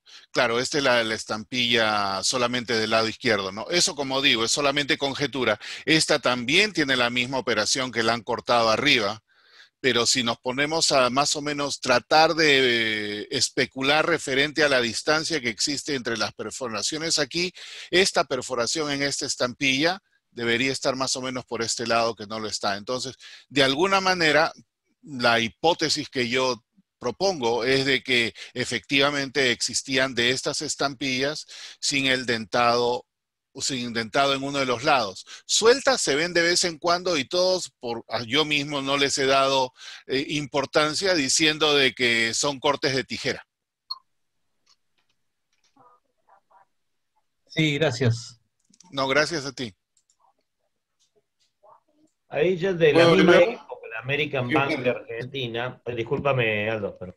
No, dale. Bank de Argentina, en la misma época se da mucho también el hecho de que como no era una plancha de dentado, sino de que eran tipo, se lo dentaba en forma mecánica, pero era un solo peine que iba a cada cierta distancia.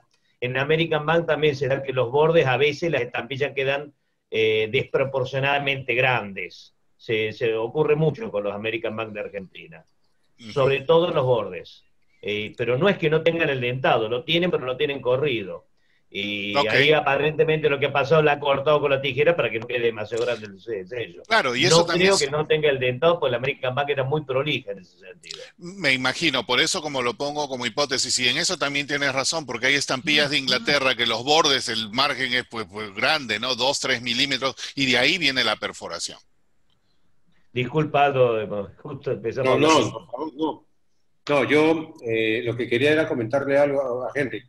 En el caso de una pareja, una estampilla, yo la tengo en una pareja por ahí en un clasificador, que tenga, o sea, que no tenga perforación a algún lado, izquierdo o derecho, significa que puede haber sido cortada con tijera o necesariamente puede haber pasado por el problema de que no llegó el peine a perforarlo. Lo que yo digo en referente a estas dos piezas de acá, no sé la pieza que tú estás refiriendo, es que podría ser... la mano, si no te la mostrara. Claro, podría ser, dependiendo qué tan ancho sea, con la salvedad que acaba de mencionar Martín, de que pudiese ser de que uno de los lados no hubiese sido perforado. Ahora, estampillas de Estados Unidos de la misma época existen así. No sé si fueron impresas por la American Bank o no, pero existen de ese tipo, que no fueron perforadas en un lado. Inclusive, saltándonos grandes distancias, ¿no? Hasta el Jenny imperforado, el pliego que compraron, uno de los lados no estaba perforado. Y las estampillas de ese lado las venden muchísimo más baratas, las venden como un defecto, ¿no? Entonces, debería ser perforada. Ahora, si me preguntas a mí, caramba, solamente 10 de ese pliego tenían eso, son más raras, pues, ¿no? No sé, pero estéticamente quizás no sean... Estéticamente no son bonitas. Simpáticas, listo. claro. Ahora, hablando estéticamente que no son bonitas, sí. Quiero mostrar esto. Esto sí lo... ¿Cómo me puedes comentar esta que dice dentado torcido? Claro, es que, como explicaba Martín, ¿no? Las máquinas ya estaban puestas y de repente tú también que conoces este proceso muy bien, de repente la estampilla en sí no entró alineada a 90 grados o lo que fuera. De todas maneras, con American Bank es muy raro eso, te digo, porque eran bastante prolijos en general. Pero Martín, esto hay algunas, esta no es la única.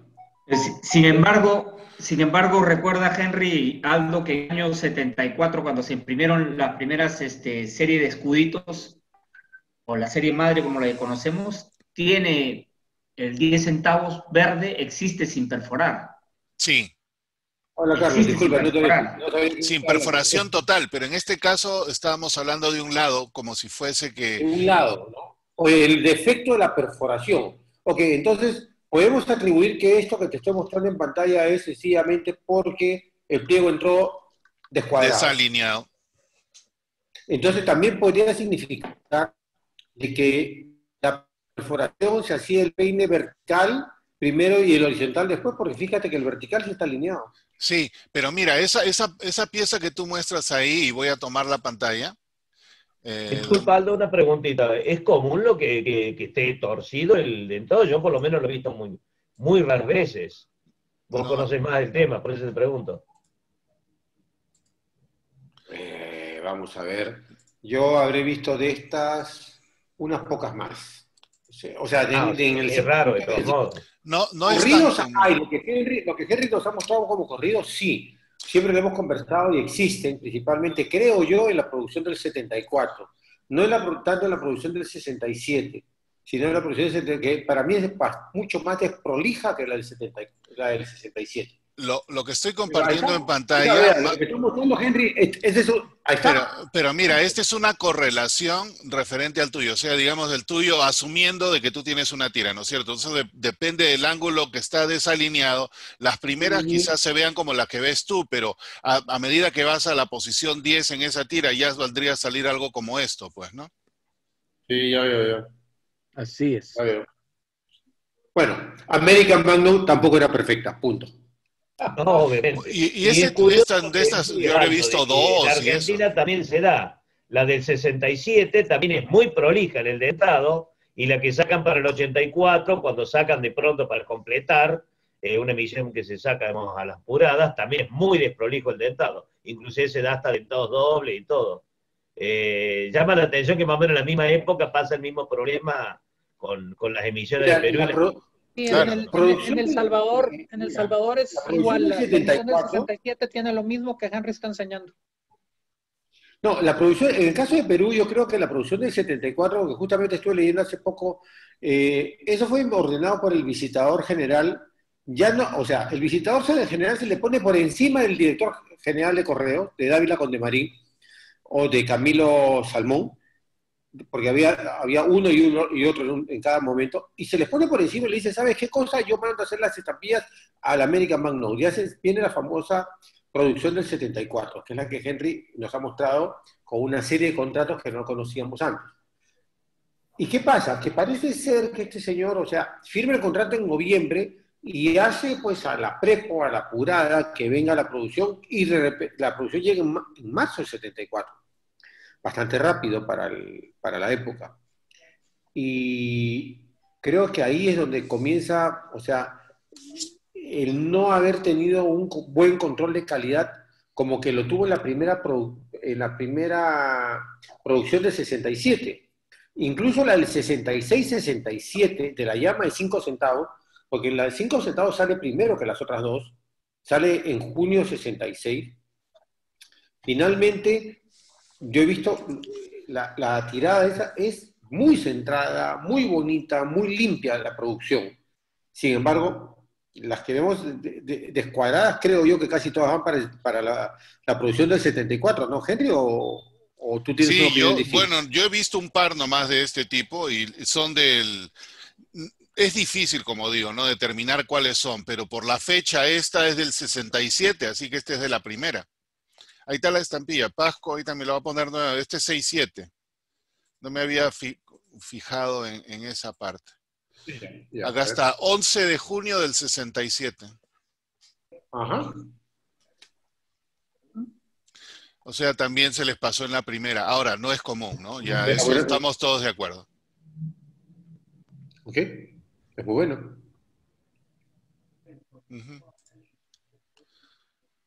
Listo. Henry. Sí. ¿Te puedo hacer un comentario? Por favor. Bueno, felicitaciones por la charla y por las piezas, la presentación. Realmente estuvo maravillosa, te felicito.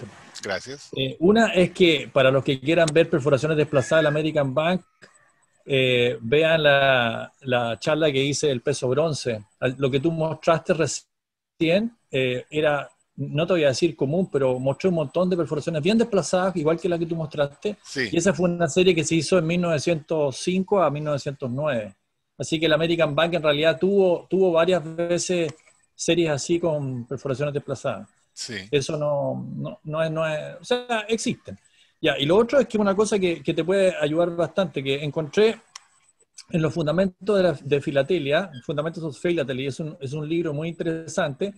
En el tema de las perforaciones, señala que lo que ellos llamaban una multiple line perforation, que es una máquina que produce este espaciado del perforado que de repente tiene espacios no perforados. Okay. Espérate, pero mira lo que dice.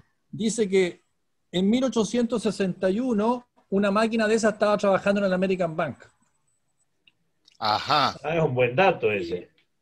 Sí, te voy a digitalizar la parte esa porque dicen que salió un artículo incluso en el Harper's Magazine de Filatelia. Así que, bueno, te voy a pasar el texto porque además tiene otra cosa interesante, no te la puedo reproducir ahora porque lo tengo aquí en este momento, es que tú mostraste una parejita que tenía la perforación y tenía el espaciado hasta el lugar donde se había cortado el pliego. Sí. ¿Te acuerdas? Una pareja de los verdes. Ya. Bueno, acá también muestra esa página, dice que esas son justamente de las planchas rotativas del American Bank.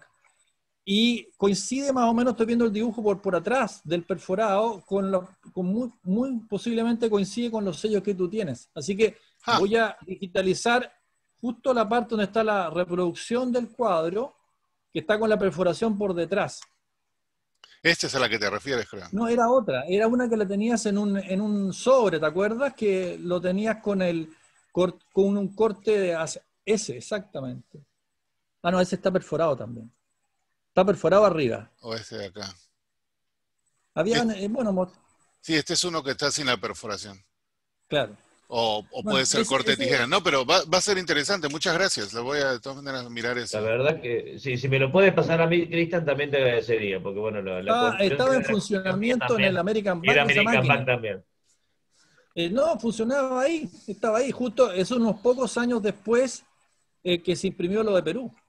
Posiblemente la estaban usando. Y todo esto es de la misma época, pues, porque si, digamos, hay alguna falla mecánica, composición química de la tinta o lo que fuera, aplica a todos nuestros países que estábamos recibiendo estampillas por órdenes de la misma época, que somos prácticamente, ¿qué es esto? Es Argentina, es Chile, es Perú, es Brasil, es México, El Salvador, o sea, nos aplica a todos al mismo tiempo.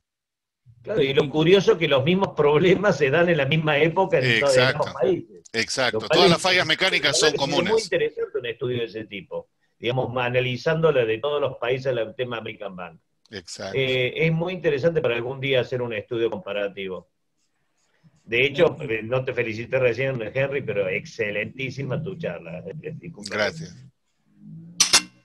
Incluso yo te puedo también señalar, y Heinz lo va a confirmar, que la primera serie dentada, la que Heinz te mandó un ejemplar para tu muestra, esa serie tiene la perforación desplazada, ¿no es cierto?, en el 5 centavos, por ejemplo. Ya te diría que es casi más común que un sello bien centrado. Es así, yo no me gustaría haberte mostrado ahora, pero así que, ojo, a decir, el American Bank tiene eso, ¿no? Es bastante... Lo que posiblemente los sellos peruanos no tenían esa característica, estaban muy bien centrados. Eso es lo que puede pasar. Entonces, a ti te llama mucho la atención el perforamiento desplazado. Sí. Sí. Que embargo, por lo que se ve en el Perú, se ve, pero no tanto. Y la otra cosa interesante es también, otro factor ahí es el tamaño, ¿no? Porque los colones dentados de Chile son un poco más grandes que que la estampilla de Perú. Ahora, entiendo de que estas máquinas de alguna manera tendrían cierto control para manejar el ancho, y de repente en el caso de la estampilla chilena, que siendo unos milímetros más grande, quizás sea el máximo, qué sé yo. Alguna explicación mecánica tiene que tener eso, ¿no? Me imagino. Mucho del artículo que te digo, Henry. Lo voy a ver, sí, lo voy a ver en detalle. ¿Se refieren a la perforación? Sí. Mira, acabo de recordar algo. Hacia el siglo XX, a mediados del siglo XX, las máquinas de perforación automáticas, acá había una que era... la tenía San Martí, la imprenta del Estado, llamada San Martí. Cuando perforaba por pasos. O sea, no es que ellos pudieran correr 1 o 2 milímetros hacia adelante, hacia atrás, izquierda o derecha, sino tenían, digamos, como una matriz donde podían entrar los peines de perforación. Esto está relacionado más o menos al armado de un alma tipográfica. O sea, en tipografía se arma por puntos y por líneas, no por milímetros, al menos acá, en Perú. Entonces, a lo mejor algo de la perforación tenía que ver con eso. Y recuerdo también que la serie, lo que nosotros conocemos como la serie madre, cuando viene el cambio de color en el año 1878, creo que es cuando el sol termina siendo color azul y el 50 centavos termina siendo color rosa, y tenemos la doble herradura del UPU, hay muchas estampillas de esas que tienen dentados bastante más amplios que el tamaño normal de lo que deberían de tener. ¿Recuerdas? Sí. Claro. Eso es más o menos también lo que explicaba Martín, ¿no? Que se ve ahí, y los que se ven a veces son estampillas mucho más grandes. Pero ese tiene que ser definitivamente el borde del pliego. No, pero es el paso, Henry. A lo que voy es... puede estar en el borde del pliego, porque nosotros no hemos sido los que han armado lo que... ya, eso se denomina la rama, que no, pero a veces, como dice Aldo, a veces se da inclusive al medio. Yo lo he visto un par de veces. Una que ¿dónde está lo han puesto? No lo sabemos. Habría que ver un pliego completo que no existen, así que bueno, y ahí queda conjetura. Aunque del 50 centavos sí he visto pliego completo. No me acuerdo quién me enseñó uno con el resello del escudo chileno. Hay un pliego completo matasellado de favor. Ahí puedes encontrar la perforación. No la perforación, sino el espacio también. Sí. Mira, en el chat he puesto un ejemplo de una sin perforar que puede ser o falsa o sin perforar. A ver tu opinión. Bueno, tiene como una intención de perforación ahí arriba, parece, ¿no? Sí, al lado izquierdo, una vertical sí. tiene. Ahí tiene la perforación. Si la ves bien, tiene la perforación. Sí, tiene la perforación. Pero eso es lo que aquí le llaman el blind perforation, ¿no? O sea que le presiona, pero no le quita, digamos, Así es. la dona. O sea, este fue perforado. Para mí, lo que es es un perforado desplazado, y que a la hora de separarlo, como uno de los 20 centavos que mostré, trataron de mantener el diseño cortando por el diseño, dejando la parte del perforado. Mira, te voy a enseñar esta... Lo único que los márgenes son bien amplios, ¿no? Oh, sí, definitivamente. Los márgenes de estas son bastante amplios. También se equivocaron seguro con el... Espérate, ¿dónde está? Porque ese es igual que esto de aquí. ¿Dónde está? Aquí está. Déjame compartir la pantalla. Ese sería más o menos como este caso, pues, ¿no? Con la salvedad de que aquí tienes la perforación lateral, pero aquí pusieron la perforación a través y mantuvieron el diseño cortando este lado y cortando este otro.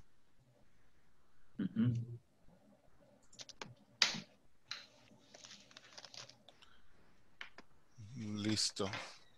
Henry, una pregunta, hablando de pliegos completos. Sí. Hay un libro del American Banknote que salió a subasta hace como unos 20 años con hojas completas de pruebas de placa.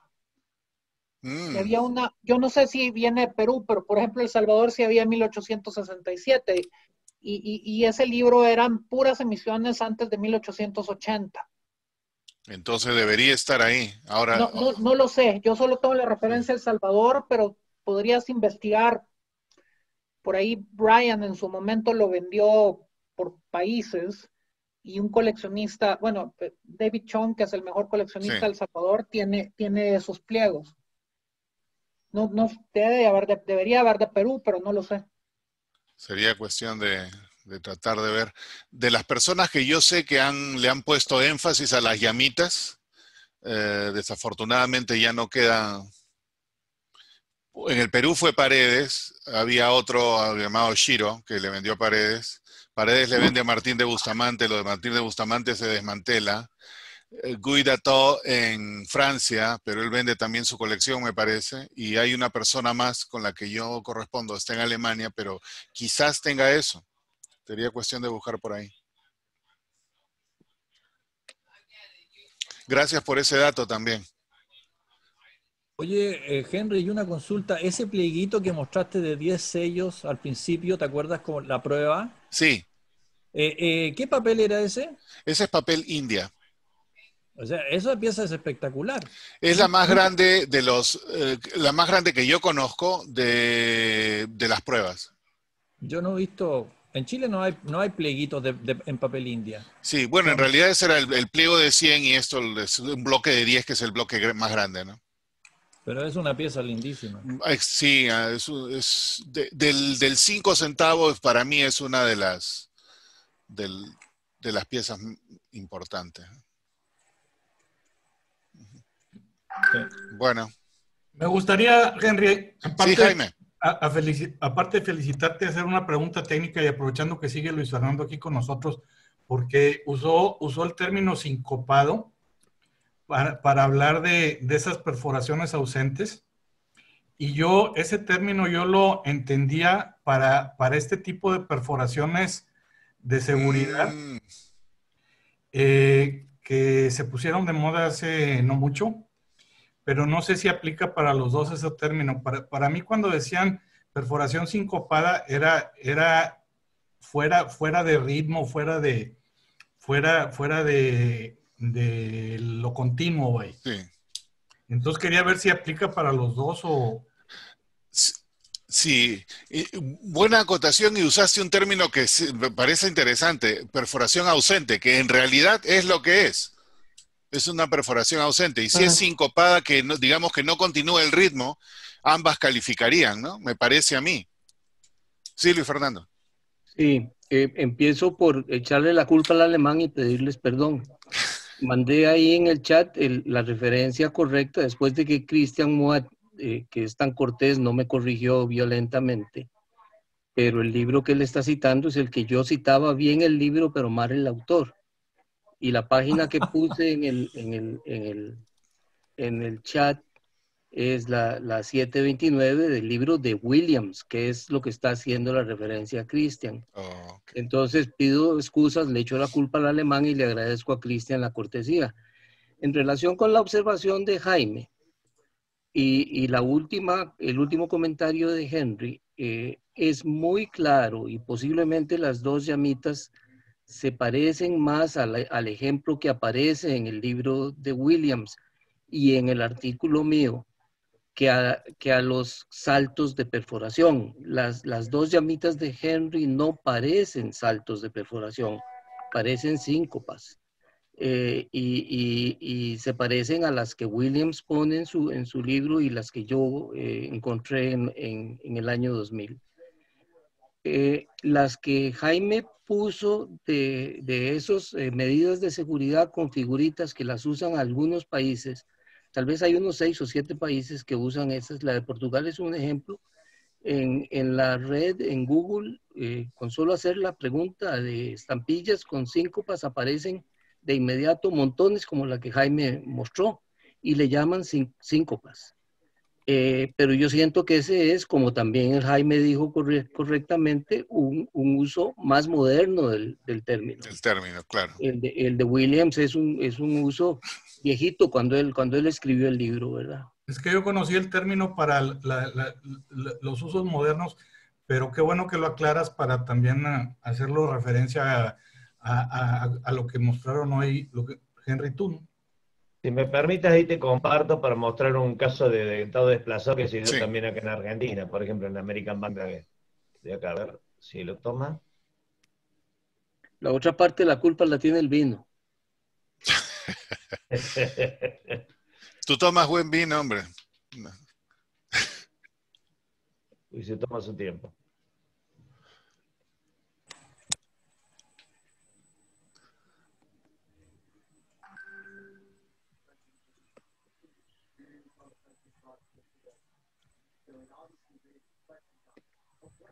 Yo creo que Martín del Prato no ha pagado la cuota hoy. No, es que viene desde Córdoba vía Buenos Aires. Lima. En tren.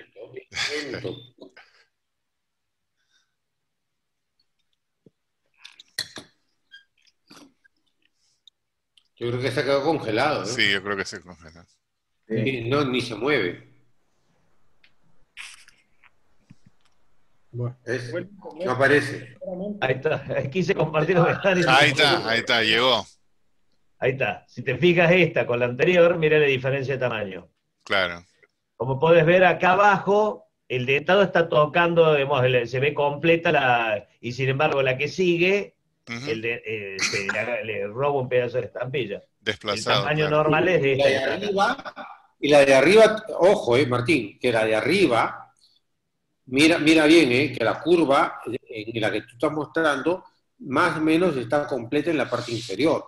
Y esta misma se está comiendo por lo menos 1 milímetro de la de arriba. Claro, la dimensión. Claro, y esta no es en el borde de hoja, es como decía Aldo. Claro. Sino que me puse a buscar un ejemplo justo por lo que decía Aldo, que demuestra lo que dice Aldo. Si ves, este es el tamaño normal, y mira la diferencia de tamaño es muy grande. Es que ese es el problema de los pasos cuando tú pones líneas en la rama que te decía. La gente trabajaba con picas y con pasos en el armado de una rama de perforación.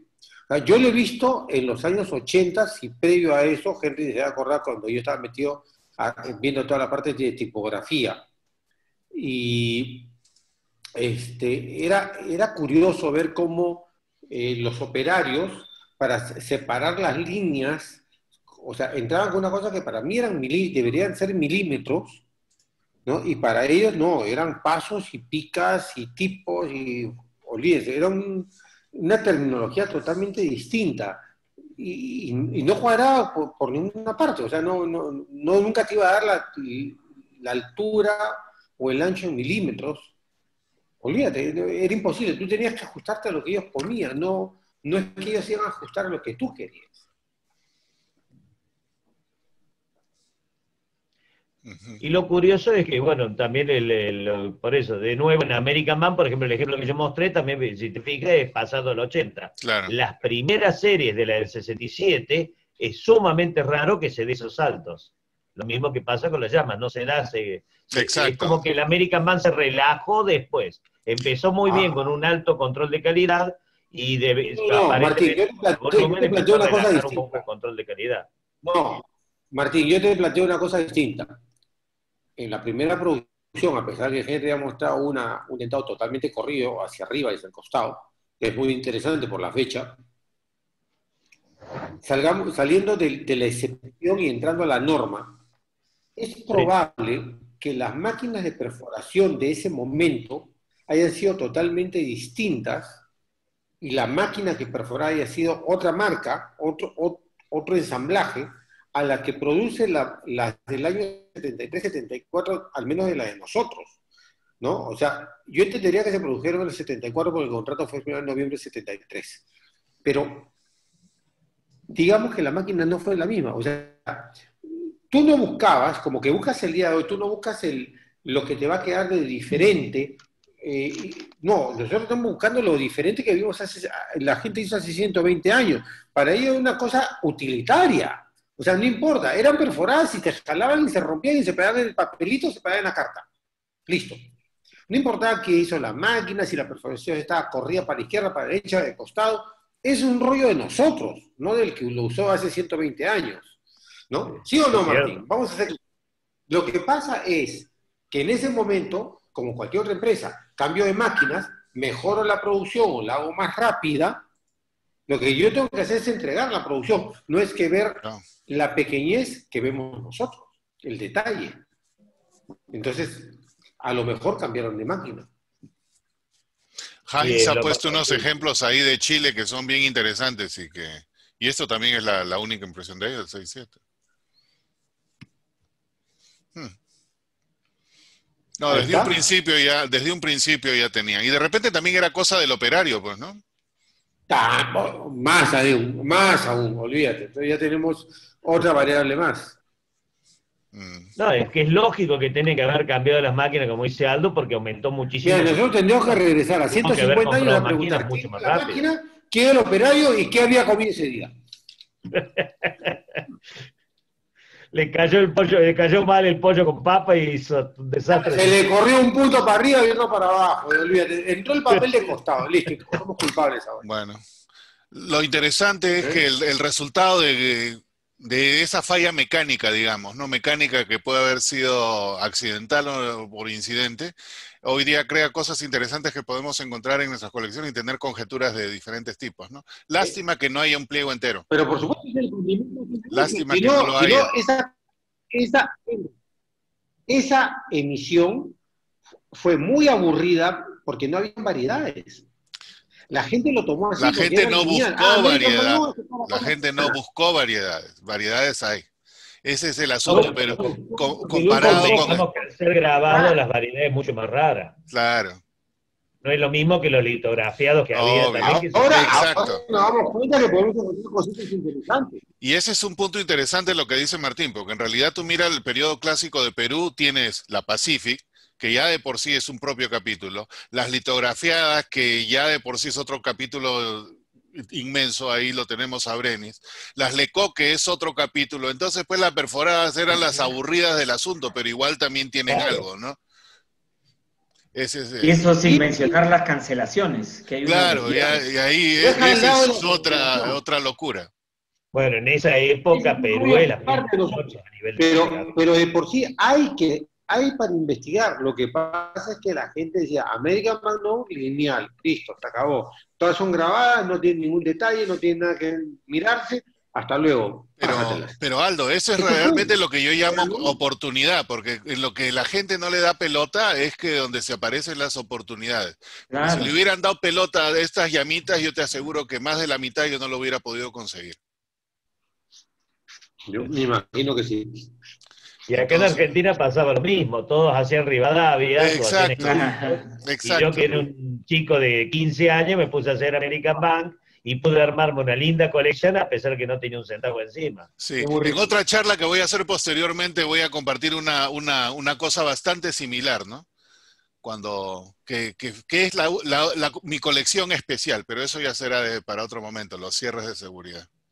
Henry, Jorge Moscatelli se está despidiendo. Oh, no lo veo, Jorge. En el día del cumpleaños. ¡Feliz cumpleaños, Jorge! Está esperando el último. Ya no es el cumpleaños de Jorge, ¿eh? Ya ahora sería un feliz no cumpleaños ahora. Ya pasó. Feliz cumpleaños más un día. Pero bueno. Gracias, Henry. Gracias, Jorge. Listo. De nada, Jorge. Bueno, con eso ya nos quedamos hasta el día de mañana. Muchas gracias por su atención y volviendo al... ¿Quién le toca mañana?